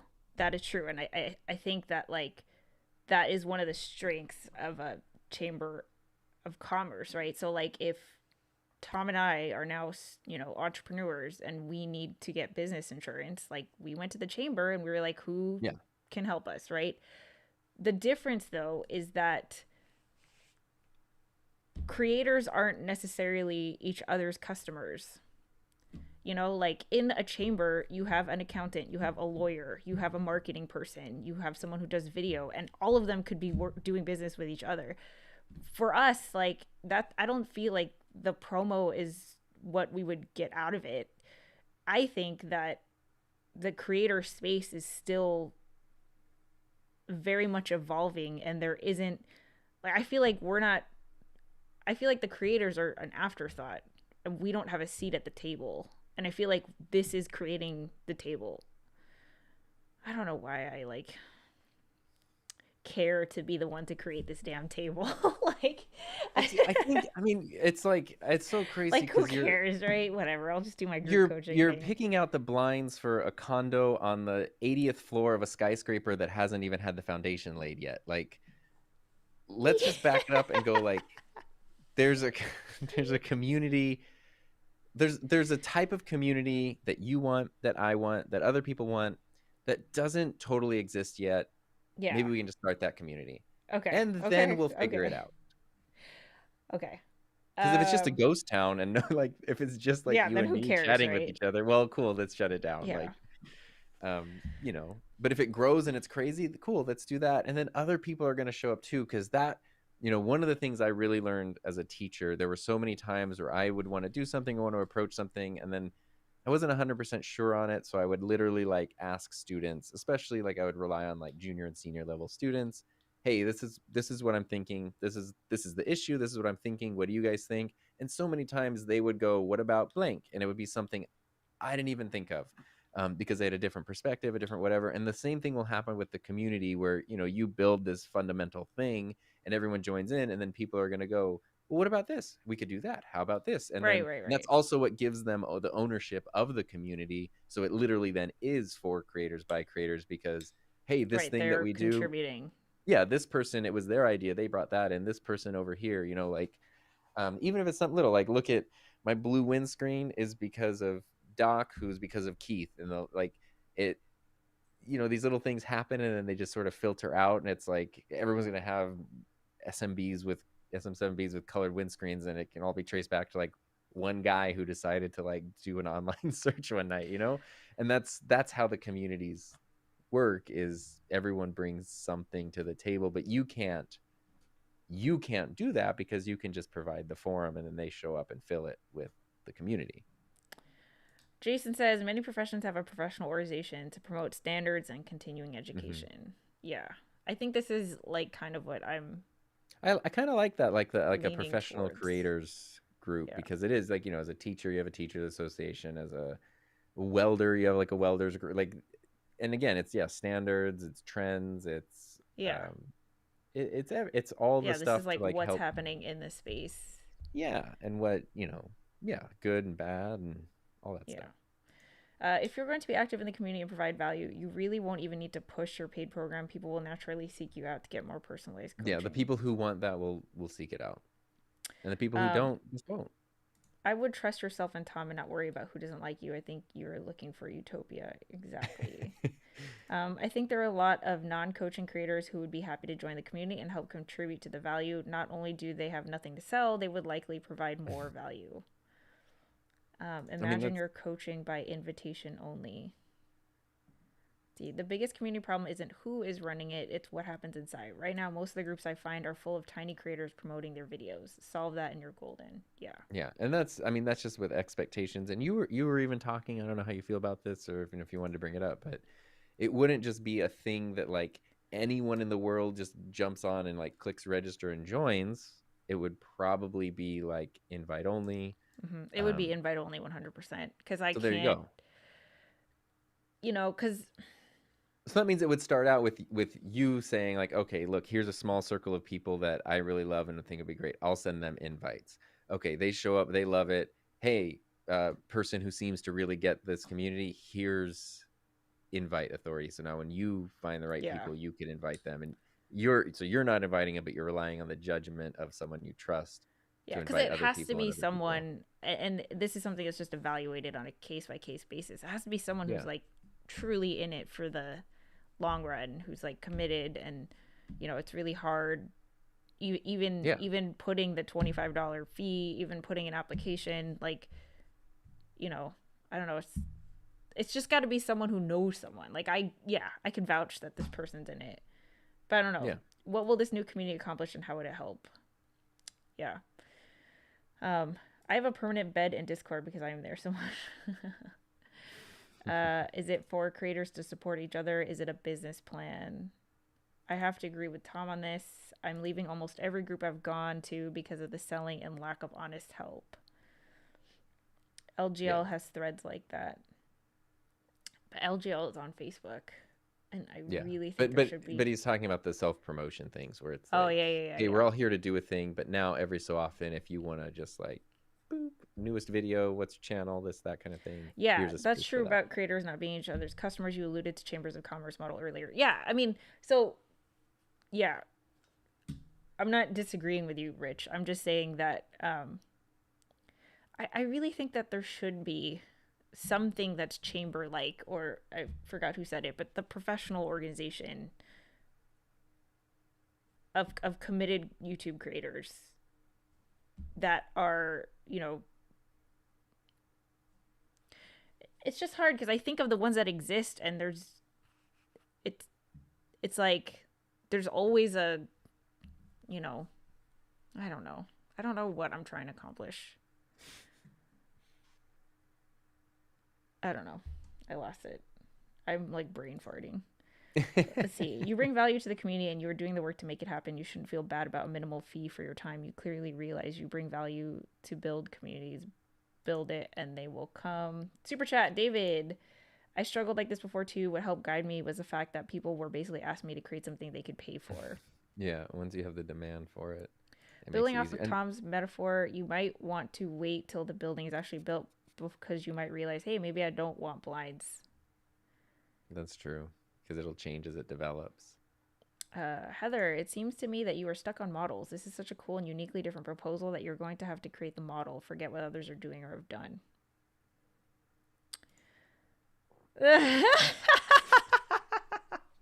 Thanks, Anita. I saw that. I need to give her props for that one. Wow. Yes, Heather. Ask this, Tom Buck. He was actively trying not to sell until his audience actively asked him for it. Yeah, and that's scary. That's why I'm trying to emphasize so much, because when I was doing my course, podcasterplaybook.com. But you were helping me to do the course stuff, put the course together, but the marketing of it. Here's how you do an email list. Here's the chain of this. Here's the sales page, the blah blah blah. And I was like so struggling with it. And you were even telling me, like, when I was doing this for my course, you read through all these and you said they didn't feel salesy, but now you're doing it and you're telling me they feel too salesy. Right. So I understand. What I'm trying to emphasize is that if I were in your shoes and I were trying to make the same decision, I wouldn't even have the qualm of like, oh, this feels a little scummy. This feels like, I mean, honestly, like I'm thinking of like, oh, this is how like maybe my course should go to like I'm that's what I'm trying to say. Like I don't mind this, is because you know how much I struggle with it. And if I'm telling you, like, I wouldn't even feel weird about it. And if I didn't know you and I just liked you and went into this community, it wouldn't seem bizarre. And more than anything, I would like that it's a paid thing, because I know you weren't having a problem with being paid, but I would like that it's a paid thing, because then I know everyone else who's there is in it. Yeah. Is in it the same way. They have the same skin in the game as I do. And I would trust that you, as the person who I like enough to want to pay to be a part of your community, I'm going to trust your judgment when it comes to how you handle marketing and promotion and stuff like that. And how you make me aware of what other things you have or don't have. So like, it just does not seem bizarre to me at all. Like, I just want to be a part of the community. The fact that you're struggling with this tells me nothing you decide to do is going to come across as sleazy sales. Just my 2 cents. Thanks, right. David. The fact that you're worried about it means it's fine. I know, but that's the problem, is because I will worry too much about it. What's up, Invest with Fire? Kobinja here from Germany. Coffee Talk and Tech. People buy people, and I'm sold on you guys right now. You are selling, and I can choose to buy and support because I like you guys. Otherwise, I'd go somewhere else. Yeah. Right. And everyone will have the option to go somewhere else. Like if they don't like the way that you're doing it, there's unlimited other options. Sounds like you want a union for creators to come together and show their strength. We're going to unionize. What you are looking for is a guild where members help each other, looking out for each other. Okay, so the League of Extraordinary Creators.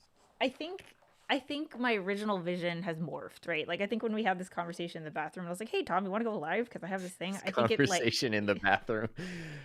I was brushing my teeth. Let's give context here. So here's what I'm thinking. Here's my takeaway from this conversation. I think I'm going to make the Heather's group coaching group. Like, I think just on a very practical, not only business sense, but also like as a YouTube coach and my mission for helping people, share stories on YouTube and build businesses, being YouTube creators and stuff like that. This resource needs to exist. And this is reason why I discovered Mighty Networks in the first place. So I think my takeaway from this conversation is that's the thing that I'm going to build. For this other thing, okay, I could start out very informally, like we're just a bunch of creators, like invite only, you know, let's all get together, whatever. And it's just, Right. it's very like casual for now. I don't, and then we'll just kind of see where it goes. Organic. We'll keep it very organic. But what I will say is that I would want to keep them separate because what I envision for this kind of a group is going down the route of like I hate putting professional trade organization or like chamber or guild as a label on it because it almost takes away like the human part of it. And I think because Anita said, like, forget about the models because this is a new space, and the way we do business in this space is not the way we do business traditionally, like why chambers of commerce were created in the first place. Or, I don't even know how we would do like a teaching union or association for the creator space because it's so different. Like I don't even know what standards we would have that are the same. It's like, so to me, it's more of like what I would want to create is if you are in this, right? Like if you want to be a creator long term because you are mission driven and purpose driven with the message that you're sharing on your YouTube channel, then I think that ongoing support just needs to be part of your journey because that's the thing that really helped us stay in the game for 4 or 5 years. But then also like there is going to come to a point where the free tutorials on YouTube are not going to help you anymore because they are not like, number one, not only do they get outdated super fast, right? But also it's not catered to you. It's just, here are 5 tips for everybody that are going to help live streaming, which is fine. Like that, we need that like basic foundational, knowledge or whatever, free content. But I think the thing that really helps people push forward is like, here's the stuff that's relevant now. And, oh, you tried that thing right now? Like I can, because it worked for you, I'm going to try it. Like the pop filter thing, right? Like, oh, I see that right now. I don't have to watch this video on YouTube from 2 years ago. And like, there's a very like synergistic vibe there. So that's like the community aspect. But then also, I think it's important for there to be a community that is driven, a community for creators that's driven by creators, where it's not there, where no one has an ulterior motive. You know what I mean? Like whether that's me and selling my stuff, whether that's a platform that's selling their stuff. I think it's important to create that space where I just feel like this space needs to exist. And like I think of like something like Vid Summit or VidCon, which is like the event version of what I'm thinking about. But the problem there is that it's event based, right? So it's one day and it's over. And this is more of like let's keep it going. I honestly feel like a lot of those things are super artificial anyway. Because the thing that I absolutely cannot stand, which is what I would want out of a community, is when you go to something like, we'll say a VidCon talk, and you hear someone talking and they're saying their thing and doing their spiel, and then afterwards you either interact with them and it doesn't seem like what they were talking about on stage followed them off stage.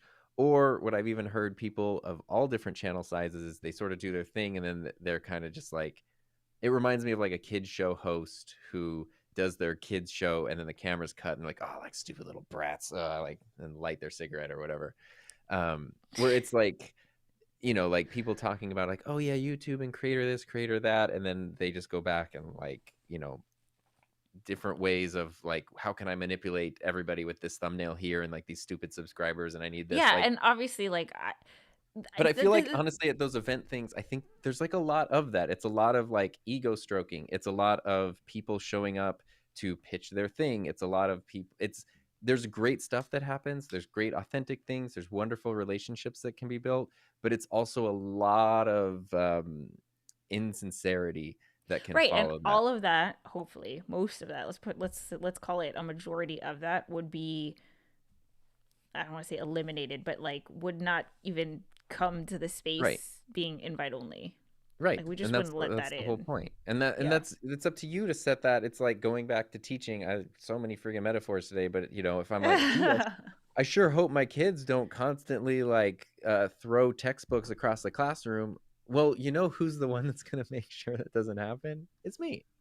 So it's the same thing. We're like, there can't be this promotion. There can't be that. It's like, and that's why I keep saying like, it's up to you. So cool. Like, why are you on this like unstoppable promotion train of like, well, I'm just gonna be like compulsively promoting everything? Like, you won't, and no one will know. Like, you will just be doing things authentically, and you don't have to push anything else to them at all. Like, it can just be that, and you can set the example of like, I even have products to push, but I'm not pushing them here. Like, we all have stuff that we want to promote, but that's not what we're here to do. We're here to build a community, and you set that up by the community guidelines, you set that up by the paid entry, you set that up by the invite only. Like, there's so many like safeguards to make sure that by the time someone's just hanging out and posting in there or whatever, I don't think it's gonna be an issue. I'm part of a professional photographers of America. Sounds like this is definitely needed for YouTube creators. When is this professional guild of creators I happening? saw Jashim said the casual guild of professional creators. Let's see. Tongue in cheek, Heather, stop thinking. Do this just as you did when you helped Tom build his class. Plan it as you want it and go for it. Uh, yeah, all those YouTube tip videos seem like vague and generic. I mean, my entire channel is this. I mean, they have to be like, that's Yeah, their because purpose. of course. How to make a button, Yeah. how to do this, how to, you know, it's just how to tie a tie. Like, Yeah. I Let's just need to know see. how to tie a tie. Marathon content creation, even marathon runners need people on the side giving them water and encouragement. Right. Yeah. Let's see. Person's own drive is what gets them there. I'm 50 figuring it out all myself. It's super hard work. Yeah. So, okay, here's the takeaway. I'm going to build my thing, my group coaching, blah da.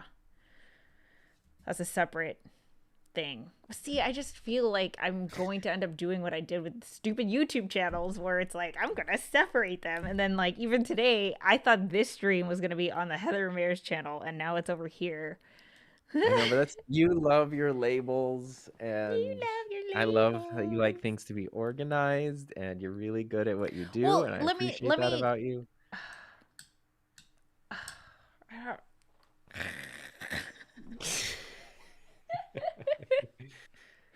I feel like Just I took nothing away from this conversation. great. Okay, so okay, what did I take away? I'm going to build my group coaching thing because like I said, I think that needs to exist.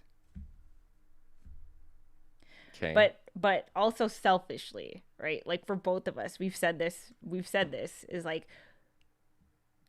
there is no community with the way that we're envisioning it. We are getting pieces of it from different spots, but it would be awesome for it all to be in one place. And Hmm. I think that the key for this community thriving is that it's not, oh, that's Heather's community. I'm not cool with that. I just Then just, I don't, why would it be that though? I don't get it. Like, who is telling you? Who are the people that are telling you it needs to be that? That's what I don't get. Like, it's up to you. Like, are you literally going to call it Heather's community? Don't do that. Like, no, I know. like, you I'm know, not arguing. I'm not like saying that I that's know. I'm just telling you my takeaway. Like I know. when I create this community, it's not going to be it's not going to be I really don't want it to be owned by one person. Right? Okay. Like it's a community owned, community driven I mean, then by definition, it almost like can't be on Mighty Networks because that has to be owned by one. Like it needs to be like a Discord server where there's just a bunch of admins that all have the same authority and it's everybody's thing. You can do that in Mighty Networks too. Oh, okay. Well, then there you go. But Yeah. at the end of the day, someone's got to like foot the bill for it. Yeah, which is fine. Like, I mean, I think there needs to be a membership fee to get into it, which helps pay for the thing. I don't think that's like, and for a lot of reasons, there should be a fee just to get in. Yeah. Oh, yeah, yeah. And then, that way there's a space where it's not just support, networking, you know, teaching. Because I'm even thinking like, we talked about Filmtopia, Ricky, right? Like he should totally I think it would be weird for him to do a, here are my 5 tips about YouTube on his channel. That wouldn't make sense, right? Like it would not be in line. But he 100%, I'm sure, Has we great would. tips Yeah, there. he could definitely host a session that would benefit us all, right, in the space. And that's what's missing right now.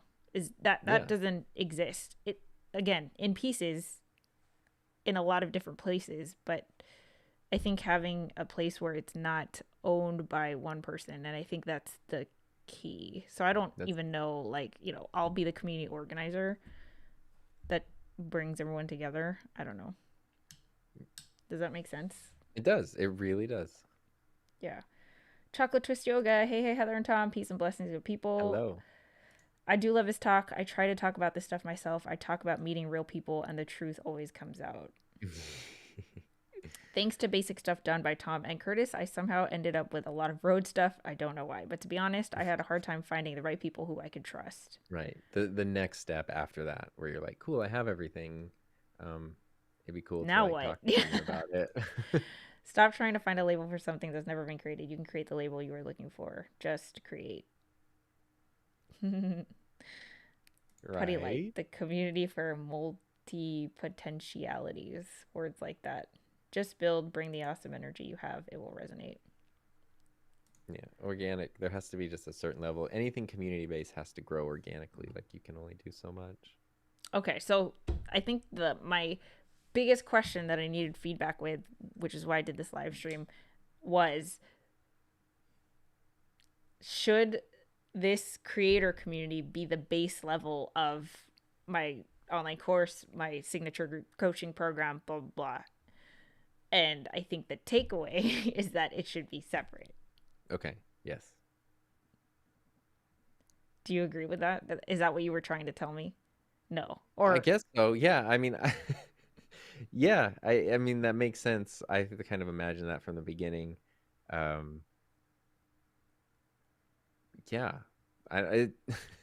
You call it whatever you want. Like it's gonna be great. But yeah, it's I don't know. I don't even understand the question because I thought it. I don't know, but just make the community like that's where, I don't know. I can't. Brain is turning to mush. Community would be great. People need the community. People want the community. I need it. I want it. That's all I can say, really. Like now, I think it should be both. In one. I don't know. I don't think I understand. I think this is like a workflow. It's like when I don't know. It's like a workflow issue where it affects everything for you internally, but for everyone on the outside, it's like they don't see anything. It all looks yeah. the same. Can I just log in and do the thing? Like I don't know. really care what it is framed as in like this universe over here. I just sort of want. See here. Thank you, Donna. I think you were right, Heather. It should not be the base of your other services as you so clearly don't want it to be perceived as self-promo. Yeah, I know. That's what I don't know. I'm just confused. I need to go eat breakfast. Okay. All right. Well, thanks for tuning in for the feedback. Thanks, darling. Yes. I appreciate you. I know this is... I love you. I'm excited to see the fantastic stuff that gets made, whatever you call it, when it gets made. Yeah. Actually, I'm going to stick around so you can go eat breakfast. Okay. Goodbye, everybody. Bye. All right. Let's see. Kevin or Chill Chill W Cat. Oh, is this like a YouTube thing? But in turn, if Ricky gives good tips, he will be looked for on his platform. Um, Here's what I'm gonna do. I think what I'm gonna do is like throw my Ecamm link into the chat, and if you guys want to tell me what you think, get on here and tell me. I think I'm gonna ask you if no one wants to join, no worries. But I think I'm just gonna let's just see. So I'm gonna throw this out. If you want to jump in and just hop on stream to give me your 2 cents, let's go. Okay. Boom. Oh, I see the emoji on YouTube, Kevin. Okay. Boom. I just added my chat. So if you want to jump on stream and tell me what you think, let's just see. Let's just see where this goes. Sometimes Tom is like Tom is my everything, but sometimes he's too close, right? And this is what we talked about on the couples table, is that sometimes you just need like another person who isn't your SO to give you some feedback. Also, if no one wants to jump on either, that's totally cool. I'm just gonna see if someone does. So now I'm just sitting here. Let's see. I already created. See, my problem is that like with Mighty Networks, I would have to create. If I made them two separate things, then I would have to pay for two separate things, which is what I'm not. Not. I can't do that right now. There is a free Mighty Network level that I can create. Melanie's not camera ready. Yeah, I kind of did put you on the spot. Kevin, jump on. Okay, chocolate twist yoga. So, bye. Recap of the dilemma. I don't even know. I feel like I've overthought it to death that I can't even explain it. And they're two very separate issues. So I'm here but not ready. It's okay, guys. I get it. This is why I never jump on like, doc stream or Ecamm live, because I'm never like camera ready. I get it.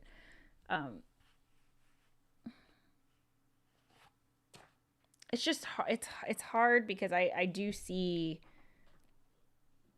it's like coming at the same thing from two different ends, right? Like I want to be the best YouTube coach that I can and really help people to hit their goals on YouTube. And I feel like I bring something unique to the table. I have a unique angle, I have a unique experience, I have unique offerings. And I think that's very clear, and I'm happy because I'm at the point where I have confidence in that. And it's just a matter of like building that. The other thing though, that I was kind of like excited about, because I looked into Mighty Networks to create this thing, and then when I started looking into it, I was like, oh my god, this is like what Tom and I have been talking about when it comes to like, this is the community, just creator to creator, that we want to be a part of. Not me as a YouTube coach trying to teach other people, but like I am also a YouTube creator, like I have my own, where I'm not coaching, I'm also creating content on YouTube, where I want to be a part of a group of other like-minded YouTube creators that are in it long term.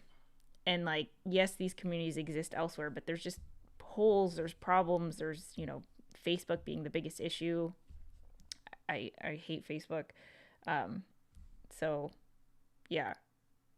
Kevin, are you jumping on? Because if not, I'm gonna I think I'm gonna go eat breakfast with Tom.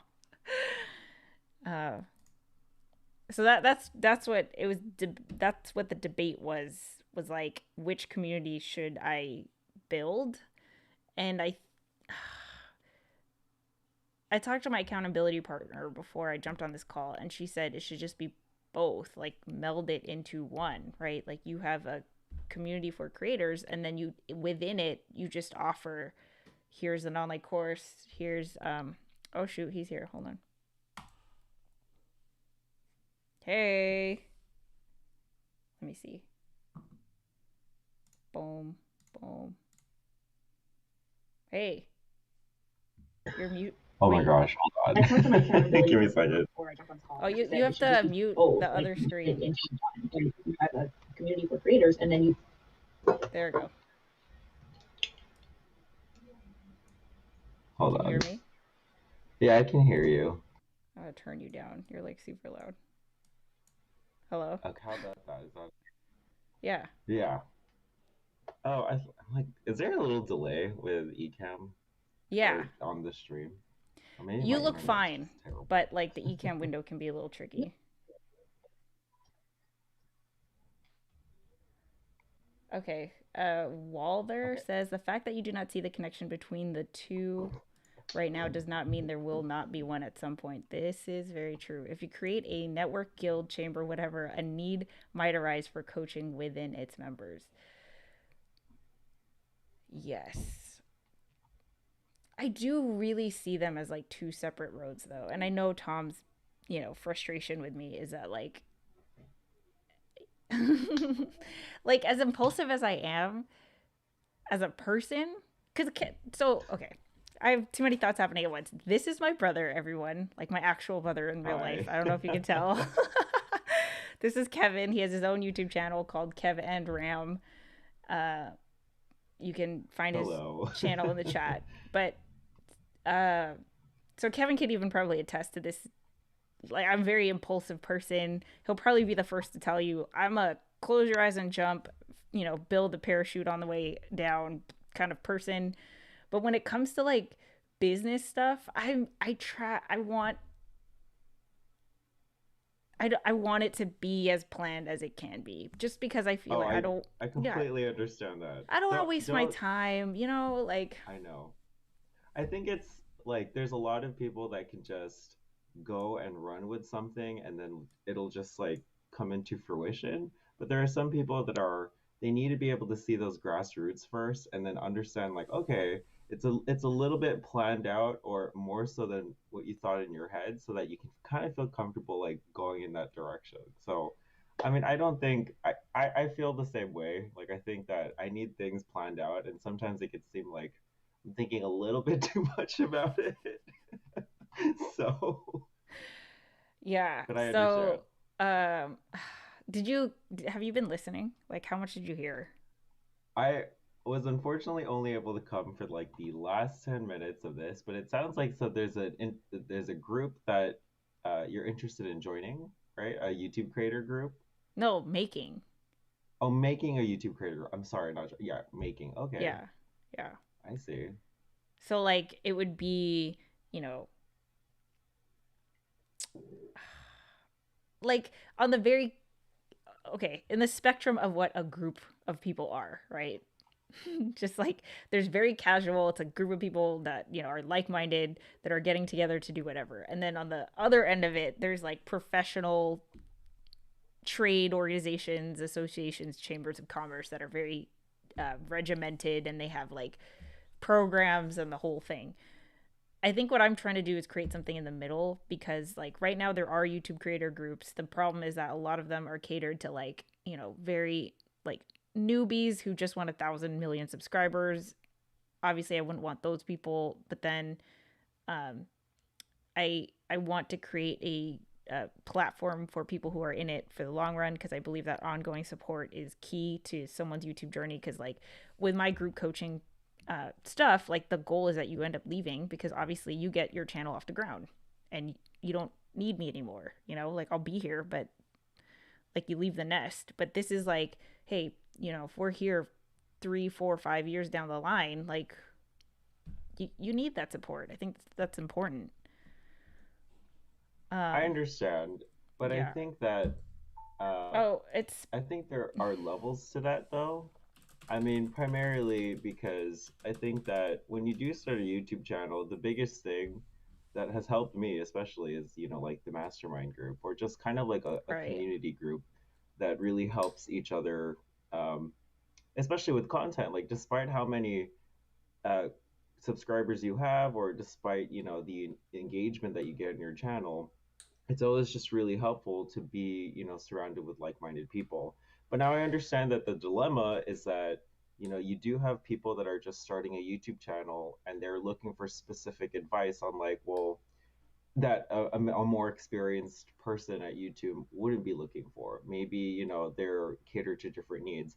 But I don't think they have to be mutually exclusive. I think that sure, maybe you could have a group that's more dedicated to sustaining or like a YouTube channel that has more experienced YouTubers, or you can just have, you know, you can separate the two if you'd like.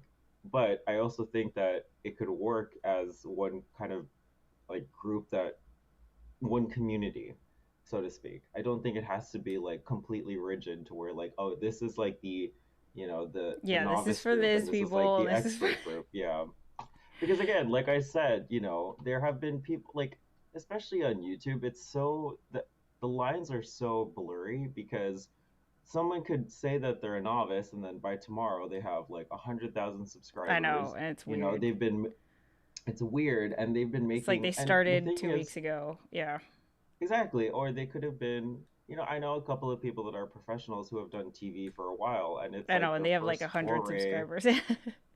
Yeah, but like it's their first foray into doing YouTube. So it's like they Right, weren't a right. YouTube person before, but you know, they have a lot of TV experience. So I think that, but I think be like between those two groups, experts and novice people, like I think it's just more they the support group is just really important, I think. Like there it's an ever-changing landscape. I mean, you know this, you look at media very closely, there are different types of media out there. People are looking for different things. Like it changes so rapidly all the time. Like there's not, you can't go to school for this. Like there's not one Right. specific, you know, Right. And that's why roadmap I where think a it's like, community is important. yeah, the community is important. So I think, you know, just being able to, and the thing is, I mean, you guys have this. Like it's there. It's something that's like I think is needed in this like in this time, especially this year. I think there's a lot of creators that are, you know, making channels, and not even just, you know, they're all different kinds of channels. So Chocolate Twist Yoga, really quick. Where is LGL's home base? Is it Facebook? I'm curious. Let's see. Walder says the steps you're envisioning right now might never even come into play as the road you embark on might take an unexpected turn, bringing something more valuable in view. And I think that I think you're 100% right, and especially when it comes to a community, because you never know who's going to join that's going to come up with another idea and it's going to go into complete different direction that I didn't even like think of. With any community, there will always be a mix of newbies and gurus. Yeah, so it's not necessary. I don't think it's uh I don't think it should be filtered by experience level because especially on YouTube that's so hard to like what do we even base that on? It's more of like commitment and purpose. I think the purpose is key because if you just want to be, you know, a YouTuber with 1 million subscribers, doesn't matter how you get there. You know, I think there are other resources for you, but if you if there's like a mission that you were driven by, which is why I think it needs to be a case by case, like, you know, invite only kind of a thing. I don't know. Basically, the thing that I was debating on was should there be because I was basically gonna create a mighty network, right? Which is like the whole thing, and then there was gonna be a creator group that's like the base level for, you know, $20 a month or something like that. Then if you want to take it a step further, there's the YouTube Mastermind, which is $75 a month or $100 a month at this point. Then if you want to take it another step further, there's my online course, which is $300. And then if you want to build a business from your YouTube channel, there's the thing that I'm eventually going to create this summer. That's the whole like passion economy thing. That's at like, you know, $1,000 for 6 months or something like that. And it was all going to be in the same thing. And then when I sat down to think about it, I was like, oh, I don't know about this base level thing anymore. Because maybe what I want to create is something else. I don't know. Now I'm going like this, going in circles. I'm sure you've drawn it out, right? Or like, have you Yeah. tried to like think of a, yeah. Yeah. Have you, has it helped to like Just because like my thing understand? is like on a philosophical level, right? Hmm. Like as an advocate for the creator space, let's start there, right? Forget me as a YouTube coach, but obviously, you know, obviously, like I think what sets me apart is that I am so passionate about this space. Definitely. So from that standpoint, I think there should be an unbiased guild association, what have you, that is creator owned and driven. And there isn't that right now. That isn't on Facebook at least. And I think if it's on Facebook, it falls apart. Uh, yeah. But then I'm asking myself like, why do I have to do that right now? You know, like why am I taking that on to build that? Like if I want to build it to where I think it should be, then I need to be talking to a lot of other people. Like it shouldn't just be, started by me. I think it should be started like I should come up with a list of like 25 people who, hey, you know what? Here's what I'm envisioning.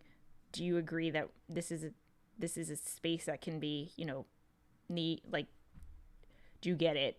If you get it, let's build it together.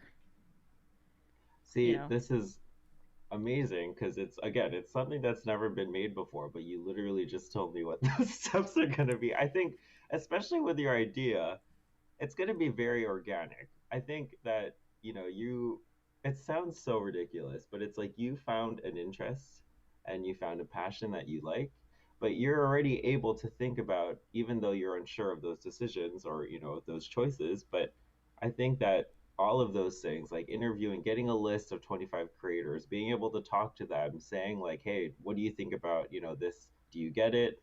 Like, I think that that's all stuff that, you can be the first person to take that on.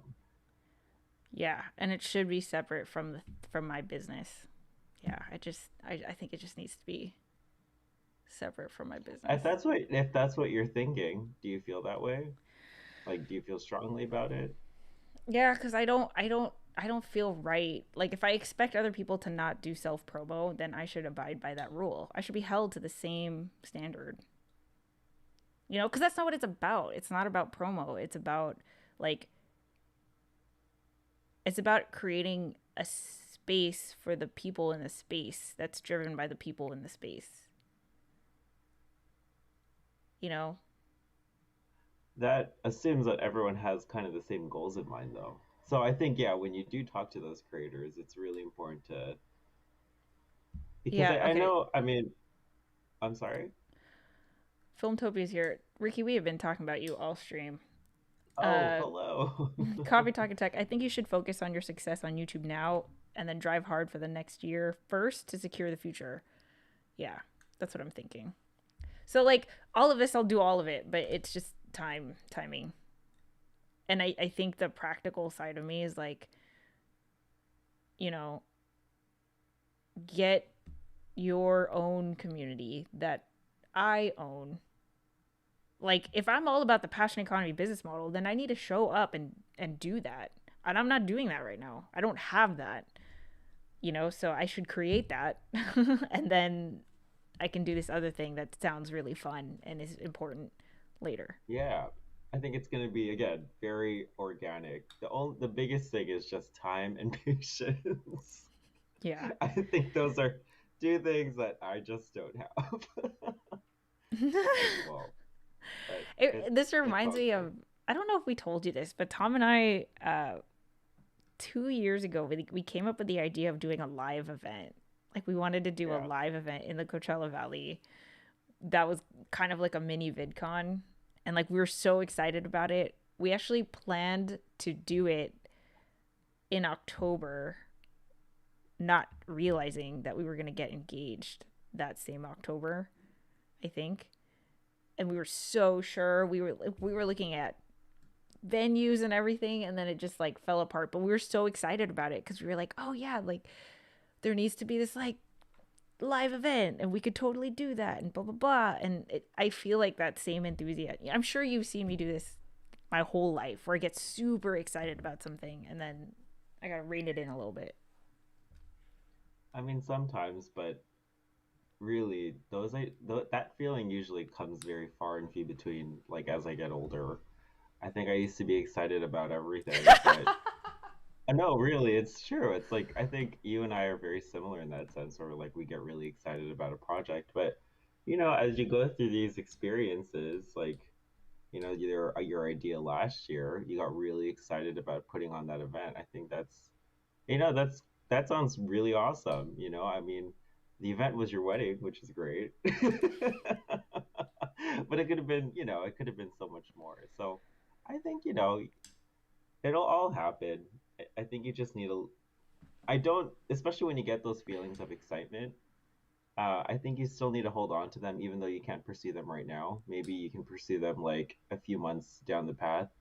But, I the feel like thing I'm gonna is, write this one down and think about it. Like I'm gonna, yeah, I'll see how I feel in a week. That's what Carissa told me. She was like, you have a tendency to get really excited where like I can't think about anything else. So I'm gonna write it down. I'm gonna, you know, I wait. think yeah, the important thing to remember is just write it down, but also know that you have a lot of ideas in your head, and you just want to make sure that you want to do all of them, right? So it's just patience and knowing that, yeah, it's just going to take some time. So, Um, let's see. Great talk. Lunchtime later, everyone. Thanks, Jashim. I appreciate you. Let's see. You are already creating that. Chocolate Twist Yoga. But momentum grew from some key milestones and events, so the energy was there to make it a natural next step. But what came first, the energy and momentum, or the intention to build something new? Okay, really quick. We have someone else in the green room, which I'm excited about. Let okay. me see how I can try to get all three of us. Let's see if I can do this. Let me just add it like this. Hold on. Hold on. Hold on. Bam. We're just gonna do it like this. How's this? Is that weird? Ready? It's fine. Set. It works. Hi, John. Hi, we put the big guy in the middle. That's a good idea. Hello. Are you coffee talking tech? I'm Coffee Talking Tech, John Ryan. Yes, you finally have my name. Hi, how are you? Good, good. I didn't get dressed up for the occasion or shave. It's Sunday, for God's sakes. Well, you look good. It's great to have But you here. thank you. What I love about you and Tom, right? Because I've been following you guys right when I started my YouTube channel, is the sincerity, the honest feeling that I get from your group, the people, and just the way, first of all, Tom captured me, the way you knew he was a teacher because the way he teaches you to use the products that we have in front of us. But when you come here and we see you and him, it's just the honesty that exudes forth, that comes through, that makes people want to be there. And I say, that can be tarnished on any platform that you go to. And I think that you having it here could be like the refreshing point of view. Yeah. So I think I'll run with that and keep running with Yeah. that because that's like what I'm learning more and more is that, right? Everybody's here for their own agenda. Everybody wants to promote themselves and get somewhere. And no one wants to work as hard as they are. For God's sakes, there's a lot of nights I get 4 hours sleep, right? Yeah. And keep on going and work my full-time job and take care of my family, which this lacks in because of the stuff we're doing forward. And to hear people like you that I look at you and wow, you guys are successful, and you know what you're doing, and you guys got all the equipment and all that stuff, and the tech is my thing. So I'm fortunate to have that. But the whole learning curve of YouTube is incredibly huge. Yeah. Yeah. So, so I get your passion, but you can have your passion anywhere. And I think you can push it and you don't even know that you are already creating that atmosphere that you want right here. Right. For sure. For sure. I So mean, I think, Tom and I constantly remind each other of that, of, because, obviously, like, I get caught up in my head. So it's really like, thank you for jumping on and reminding me of how it looks on the other side. Because obviously I'm like, I don't know what's happening. But of course you're like, dude, everything is totally fine. I think Kevin would agree. I mean, I don't think there's not anybody here that would not think the opposite. I think the only person that does is you, because I think, like a lot of us that are here, and this seems to happen more and more, and I don't really think I'm a really special creator in any way. Creating is hard for me. I'm more analytical. But the thing is, what I notice is that people that are trying to do this type of stuff, we overthink a lot of things, and also the shiny things on the left and right can persuade us. And the thing is, like, I know you want to create something like really special and important, but always keep like your major goals in focus first, which is like, here's your chance to keep on riding what's been going on in the last year of growing your channel, because the more that you can grow your channel, the more you're going to be able to help all of us moving forward. Yeah. Right there. I think that's it. So like, I think I was coming at it, and eventually I do want to build my idea for this, like, maybe I don't have to be the one who's like doing that by myself, like this I don't know what to call it, this league or guild or whatever it is, but like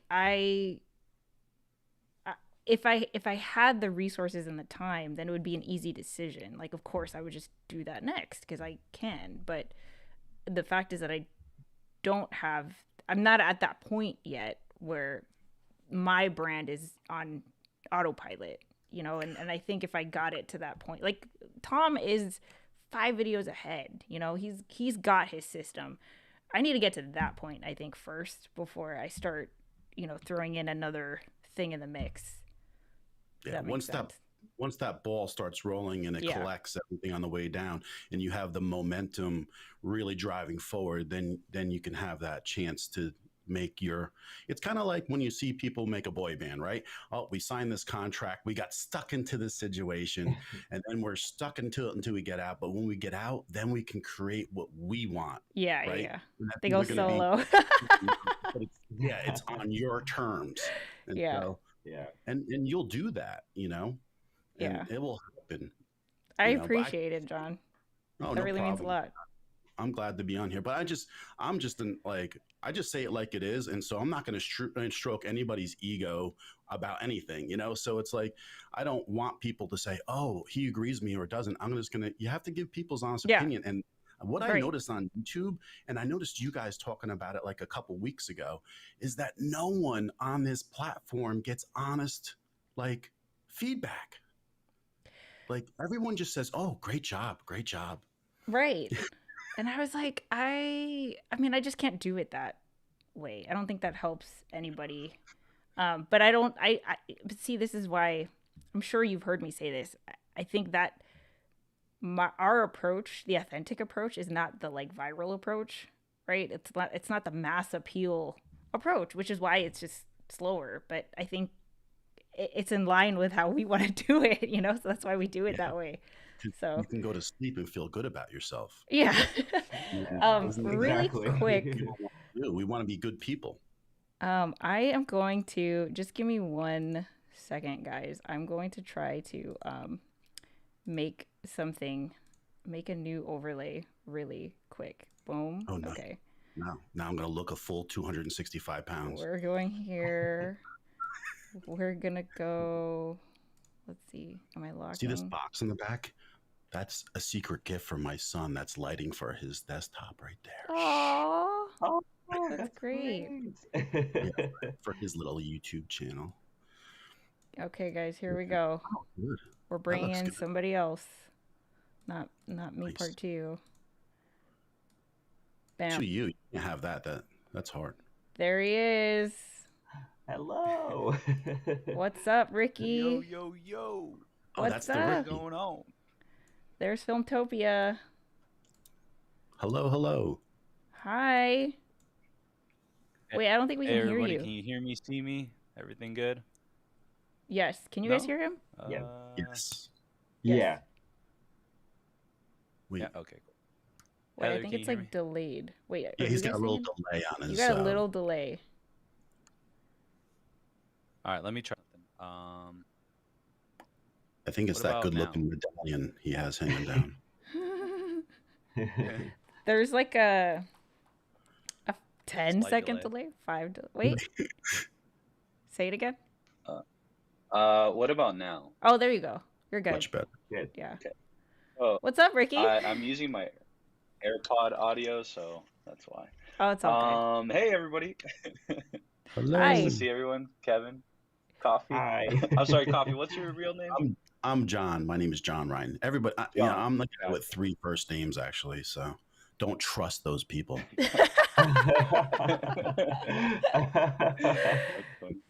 John Oh, Paul. man. Well, So, Filmtopia, I know you, or Filmtopia, doing? sorry, Ricky. I know you jumped in a little bit late, but I think you kind of picked up a little bit of what was going on. You know, if I can get a quick little mini rundown, just Yeah. what's the new idea? Well, basically, like we look to you as an example, Tom and I, but we wanted to create a community of creators that like for creators by creators. Okay. And we think you're an awesome example because, you know, it doesn't matter about channel size. The dedication is, you know, very clear. You're very mission driven and you're enthusiastic. And it's not about like, hey, I'm not growing.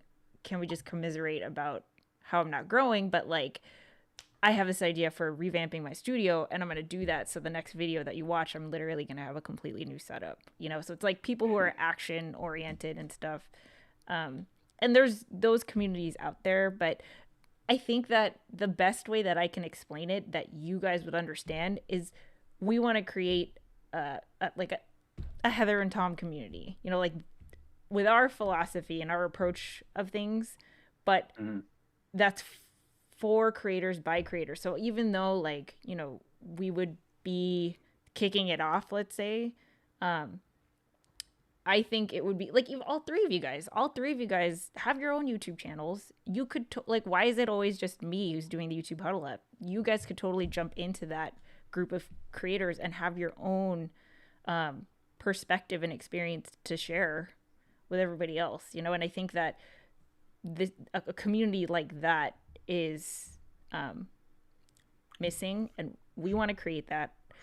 But I think the thing that I was debating on is like, oh, how am I gonna, you know, fit this into my business plan as just like Heather Ramirez is the YouTube coach? And I think the takeaway is that it's gonna be separate, or no, not separate, but I'm gonna build this creator one later. I think was the takeaway, right, John? I think on a smaller scale, that is what's happening with all of us, right? Because we all have a smaller community and we're all trying to support each other in our certain ways, right? And it's, for me, it's like being new, and I could relate to a lot of new things. I try to help people with those new things.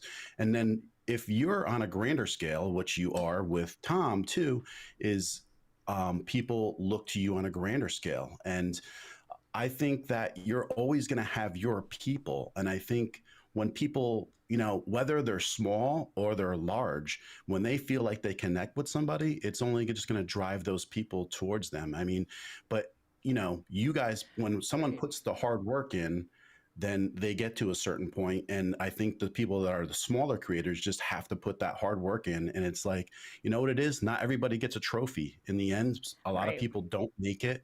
And in the end, the people that persevere usually do, but not always also. So it's a tough situation. Yeah. But the people find each other and they find other people that they connect with. And that's really what it's all about. Yeah.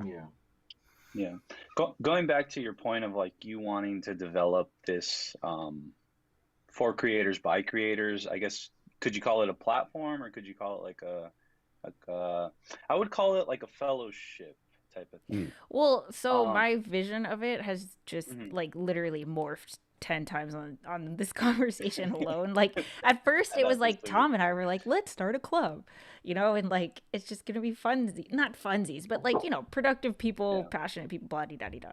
yeah. But then like as I was talking, I was like, wait a minute, in the creator space, there isn't an organization that's like representative of creators, because you have like, you know, you have I don't want to diss Ecamm, so I'm going to pick on Restream, right? So Restream has a Facebook group of people who use Restream, but it's founded by Mhm. Restream. You can't be in the group unless you're using Restream.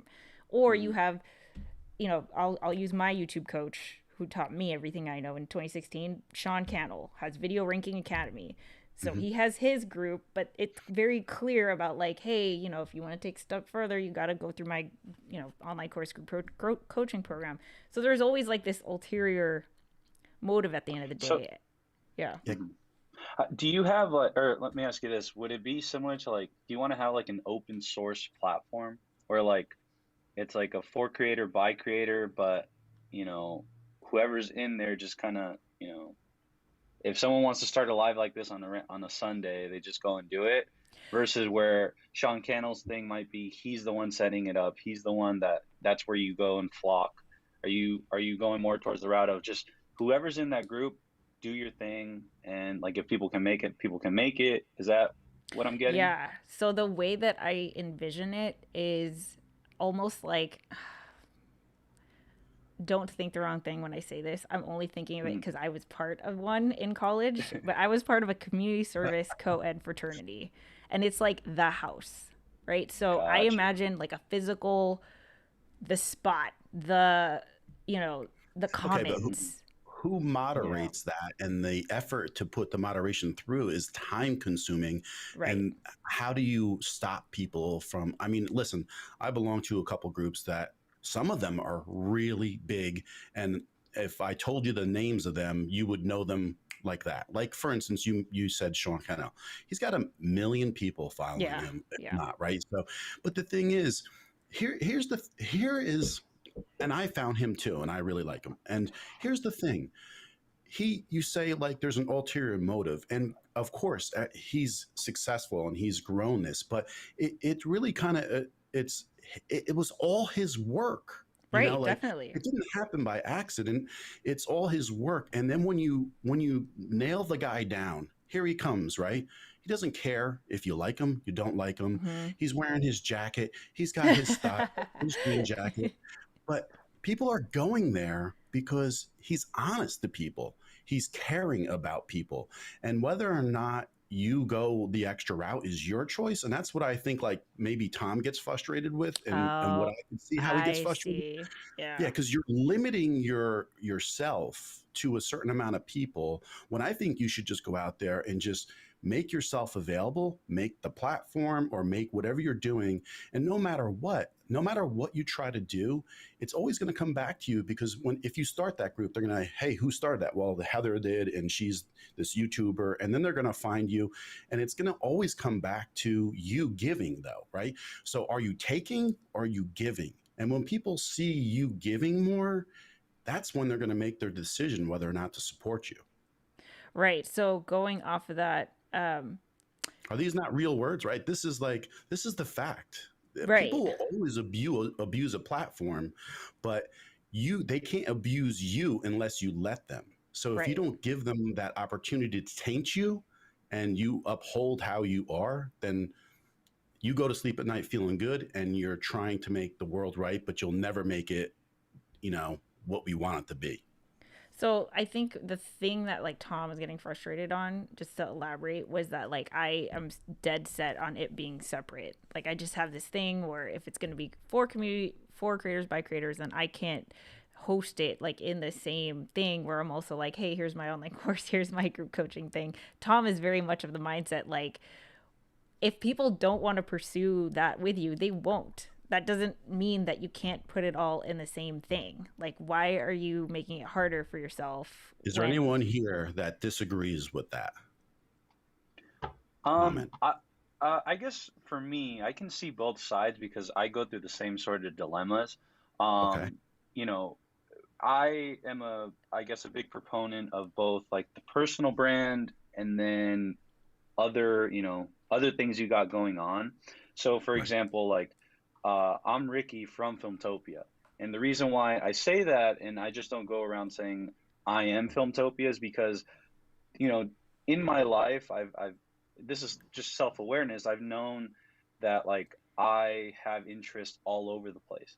So when I start, when or if I start something else, um, one of the things is, I guess I don't want to necessarily like pigeonhole myself Yeah. into only one certain thing. So hence why I allow Filmtopia to live as Filmtopia, and then for Ricky Acosta to be his own thing.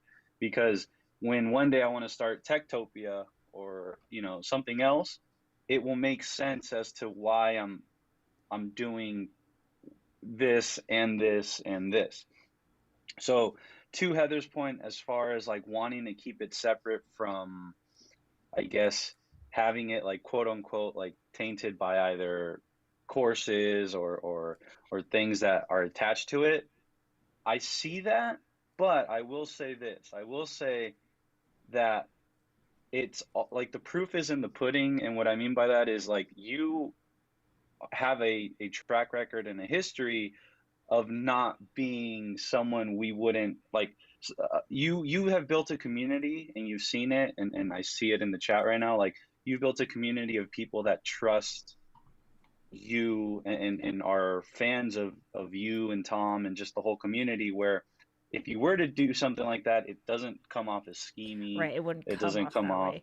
Right. yeah, it doesn't. It feels natural, feels part of like the natural evolution of what you started from the beginning. So, once you create this platform or this community that you're envisioning, to me personally, it seems like it's that natural next step of wherever you're taking all of this, if that Okay. makes sense. Those are really good points. Exactly. And I I get what kind you're of go saying. with him too.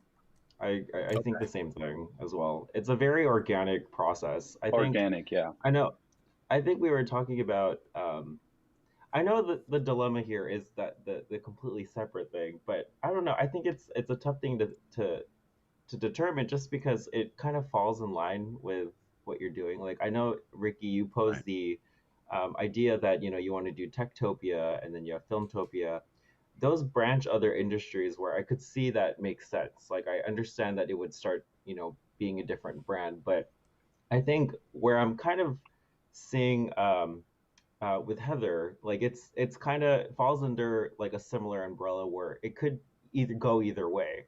I mean, there was the example of a few Twitch streamers, or well, Dan in particular. I could give you an example for him that, Dan, he's also in the mastermind, but for a while he was a really big Twitch streamer that just streamed video games. But surprisingly, he was able to build some sort of group or community that was very similar to Passion Economy. He would have subscribers where he wasn't even streaming, but more than that, he was able to build a Discord and then also have a channel on his Discord dedicated to people who wanted to start streaming, which was very weird because he wasn't trying to get people to stream, but people felt very inspired to want to do that they all started streaming, and it was such a great healthy community that they weren't really self-promoting each other. It was like full of people who just wanted to help each other. Anytime they streamed, they would join in the chat even though they weren't interested in the game. They were just more invested in the person there as the person. Who's like bringing And them it was together. Yeah. it was exactly, it Yeah. was like bringing them together, and it was a weird side effect because I was like, well, initially I thought he was just a streamer to stream video games, but now he's really building this community of people that are like, okay, I'll help you with your emotes. Like, oh, that's such a cute emote, I'm gonna go subscribe to your channel. Oh, let's raid you because you have 20, you can get 20 more followers. Like, it was very much this ecosystem of people like helping and growing with each other, which is, in my opinion, it all started with the person. It doesn't just start with Yeah. because you made the platform. No, it branches off the fact that Ugh. you are the person Yeah. that had you brought all these people together, which is why I think it's confusing because there aren't clear steps in terms of growth that is supposed to be organic. When you take steps like this, where you're slowly involving people, trying to get them interested, and or helping them with their own passions and their goals. I think the growth for that is not really it's hard to determine like what that next step is. I think it's a lot about intuition and what your community feels like. Okay, I think this would be really good for us. Like I think to create more support, Right. but I think that exactly what Ricky said, you'll be able to understand. Like it takes time and it takes patience. But I think again, if you make yourself better and you really just foster this idea, I think a lot of people are attracted to you and Tom's personality. That's the Yeah, thing. Like it's absolutely exactly true. like yeah, it's exactly what John said. Like you have So these yeah, personalities that are But very authentic, very real, and I think a lot of people just gravitate towards that, which it's inspired me to perhaps go in a direction where I want to share more about myself on my channel. I think for all the creators that you guys have touched. So can I just say one thing?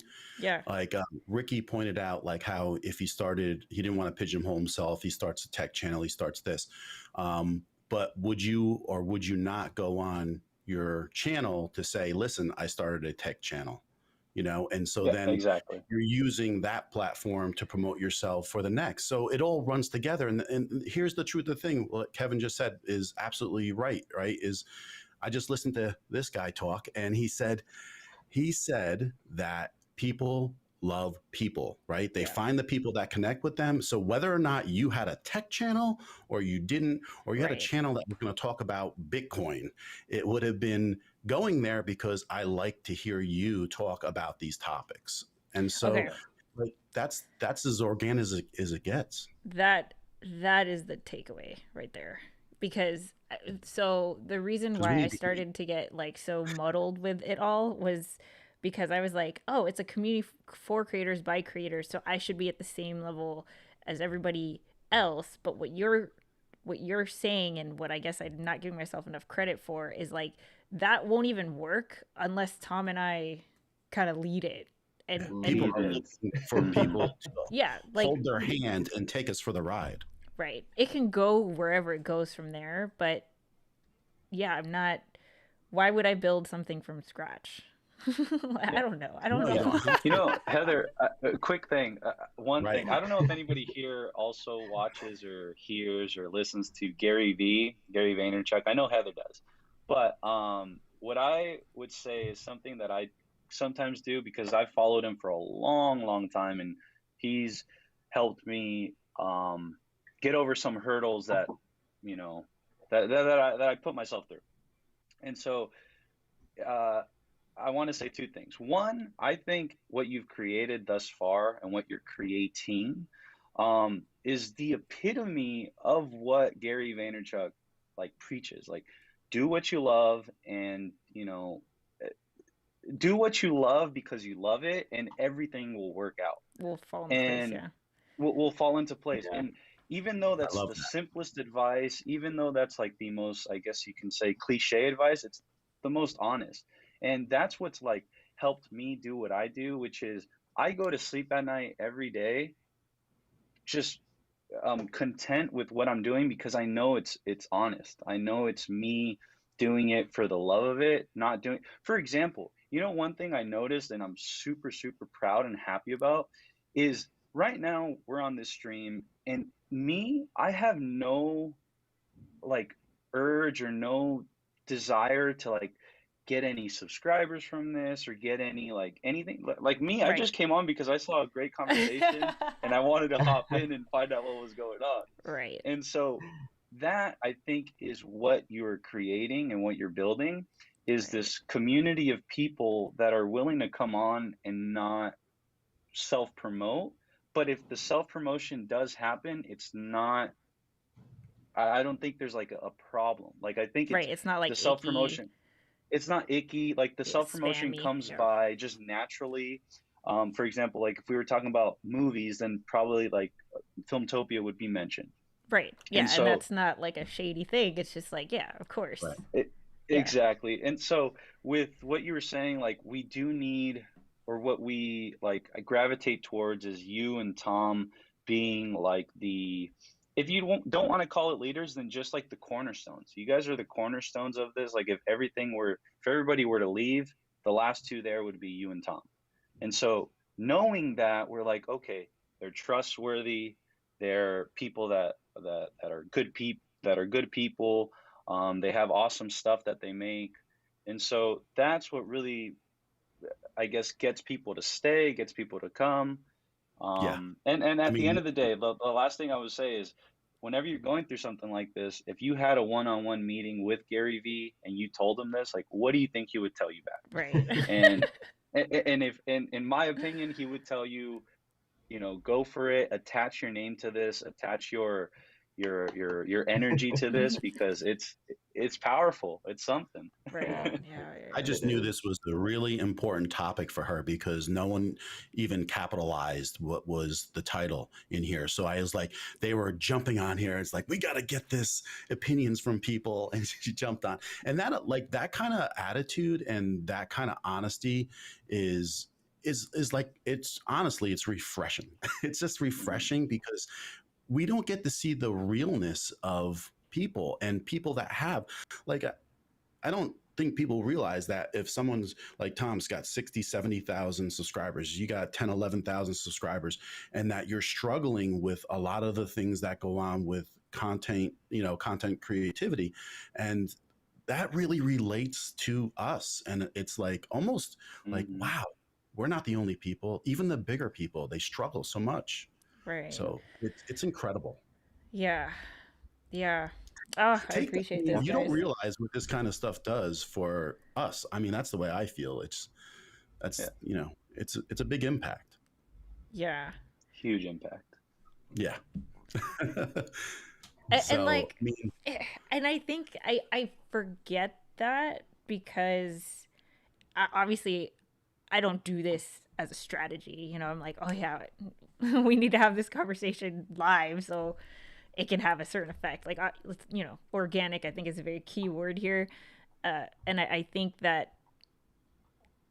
what has gotten our community brand channels to this point is trusting the organicness of it. And I think what I'm trying to do, and I think this is why Tom gets frustrated, is because I see models that have worked before and I'm like, well, obviously why wouldn't we do it the proven way? But that doesn't take into account the magic, this thing that I can't even describe. yeah, but see what you It's just did also was organic. YouTube. Yeah. What's up? What she just did You know, was what you just did was organic by coming on here and going to your Yeah. community and Yeah. asking a question. And it's like that's what a community is all about. And you just reinforced the fact of why we're all here. Yeah. exactly. Yeah. I would also add that there's different avenues, right? There's different paths to getting to a certain goal. For example, let me pull in one more Gary Vee example, and that is there's always this question to him about, should I be working from 7 p.m. to 2 a.m.? Everybody has a 9 to 5, but in order to achieve that next level or achieve that thing that they want to do, should they be working from 7 p.m. to 2 a.m. on their dream? And you would think like the answer is yes, but in actuality, his answer is, well, it depends. It depends because people, for example, if you are younger, like in your 20s, 7 p.m. to 2 a.m., if you do that, then you might get there by 25. You might get to your dream job, or you might achieve your dream goal by 25 if you really truly sacrifice 7 p.m. to 2 a.m. every single day. But he says that there's people that aren't willing to do that, and that's okay. There's nothing wrong with that. There's people that are just willing to give like 7 p.m. to 10 p.m. every other day. And essentially what he's saying is that if you do the 7 p.m. to 10 p.m. every other day, then you can get there. It just will, maybe you'll get there by 35 instead of 25. And so I'm trying to relate this to the whole thing about virality versus the more organic approach that's going on here. I mean, of course, you can get to where you want to get to if you maybe do certain things you're uncomfortable with, there's certain things that aren't part of your Yeah. style. Right. But at the end of the day, it doesn't mean you're not going to get there if you don't do those things. It just might take a little Right. longer. And plus, if you're And 50, Yeah. I mean, I think what you got to do is you got to roll with what is going to fit your lifestyle. I mean, you have to put as much effort forth as you can. And I'm telling you from experience, because I have a child, I have a wife, I have a full-time job, is that I am burning the candle. There's no doubt. Right. And sometimes I don't know when to stop. And my wife will tell me that. And it is hard. But if you don't stop and listen once in a while to the people that are telling you, you may become successful at YouTube, but you're not going to be successful in your family life. And so Right. what's important, right? The balance of everything. So yeah, it's a hard balance. And you hit it on, listening to people that are successful and the way they balance everything is key in your health and in your time consumption and all that. Mhm. Absolutely. Yeah.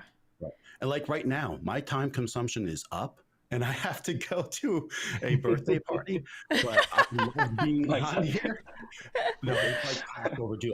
I literally had to text somebody to say, shut off the food on the stove. So, Oh my God. so Well, John, guys, I appreciate. I mean, all of you guys. I yeah, I'm can't gonna even. run, but Yeah. I love Thank you you guys. so much. Thank Thank you you. so much for John. having Thank me, you. and have a great day. Yeah. Great to Thank meet you. you. Bye. Bye. Oh man. Well, thanks guys. I think I said it before. My biggest takeaway is I can't even believe. Thanks for talking me off the ledge, because I can't believe I almost tried to start a community where my name wasn't on it. And not because I want it to be all about me. You guys know that's not what I want. That's not what Tom wants. But I think it's a great jumping off point. I think this is where we should start. We got to this part with the two of us. Why, why? I'm sorry, I didn't realize that you wanted to start the community without your name. Yes, because it's a community for creators by creators, and I don't want it to be biased by just by me. It doesn't feel right. Totally understand the intent. I get that. It doesn't feel right for me to But- create a an objective community, because I was thinking of creating almost a chamber of commerce for creators, because I don't think there is one, and there should be one, and there should be one where it's it's not driven by any tech or company or a personal brand or YouTube coach or anything, but it's maybe it is driven by a board of directors, all from various different niches and groups and sizes and backgrounds and blah de da. But this group it has networking events, it has educational events, it has hangouts, it has abilities to connect one-on-one, it has the commons kind of a thing where whatever happens, and fine, I'm spearheading it, I built the building, whatever. But it doesn't make sense for me to be by the way, here's my signature group coaching program, because Doc Rock was a person that I was saying would be awesome for this kind of a group. It wouldn't be right for me to promote my YouTube coaching when he's a YouTube coach who has his own YouTube coaching as well. I don't feel right about that, but but this other thing where it's okay, It's a neutral site. Yeah. Yes. Yeah. So the approach that would be different is okay, yeah, there's an association, some kind of creator run, creator owned thing that could be future. I don't think I'm there yet. I think there's something missing, but for now, Tom and I can create almost the a base level of the mastermind, or a more accessible $20 a month mastermind kind of thing that's And open kinda- to more people. Yeah. And kind of grow from that. I think that would be great. Yeah. I think that would probably stimulate the idea a bit more. Yeah. I'll and flesh it I out don't know, a bit and more. yeah, because the idea will evolve later on. I think Exactly. as the months go by, and you'll be able to understand. Okay, this is exactly how I want to pivot it, but the same intent. So Yeah. And just to, I guess, maybe put you further at ease as far as your name being attached to something, one of the most successful companies of all time, the Walt Disney Company, is named directly after Walter Disney. And I don't think they had a problem. But going back to the way he started was an amusement, like a small fair type of Right. circus amusement type of thing. And just the trust he gained from his customers, his audience there was what allowed people to be like, you know what, let me give Disneyland a shot. And Exactly. Right. And I think that's He was I like the think- first kind of like yeah. influencer. right? Right? He's like branching in, For real. buy my merch, Buy head to my my- selfie museum. That's funny. Doc says, you are overanalyzing your awesomeness. Organic cannot have a proven way. Let's see. There are very basic true, neutralized principles for trees to grow, but all trees are different. That is what organic is. It cannot have a system per se. Let's see. The anti-Heather community. Melanie says, I love this idea. It reminds me of the YouTube space in New York back in the day. I think there were YouTube spaces in other cities too, but it's changed. Yeah, so 368. yeah, exactly. Kind of like a that, you know, like Yeah. Is it let me ask you this. I think you said this, but you said you wanted a physical manifestation of this at some point? I Like, don't So I know know. 368 was an actual physical space, right? Yeah. But the concept of it is obviously, more than that. Right. So I think it's like the air fryer emporium, right? Like Hmm. it's based off of a physical space like YouTube Spaces and 368, but I want to as much as possible, and I think it can be done now that the tech exists, but to mimic that online. Right. Gotcha. And I think Mighty Networks is a platform, because right now Facebook groups is the closest thing, but it's Facebook and there's just so many problems. There's a list of why, that platform is not optimized to cultivate community. Mighty Networks is. And there are other ones, but I'm kind of dead set on Mighty Networks. And I think that from what I've seen, I can build like, okay, here are all the different events that are happening at 368. Here's this room where this happens. Here's like this weekly thing where this happens. But hey, you could also just come here and hang out. You can talk with each other, I don't know. So I think my homework is like, just start organically. I'm overthinking it. Like, Okay, straight so up. you know how you brought back the example of like Chamber of Commerce, and you brought back the example of the community service fraternity, Alpha Phi Omega. So I've been in a few different organizations throughout my life as well, and I mean I'm sure you guys have like worked with groups and things catered to certain people and certain things, specialty groups.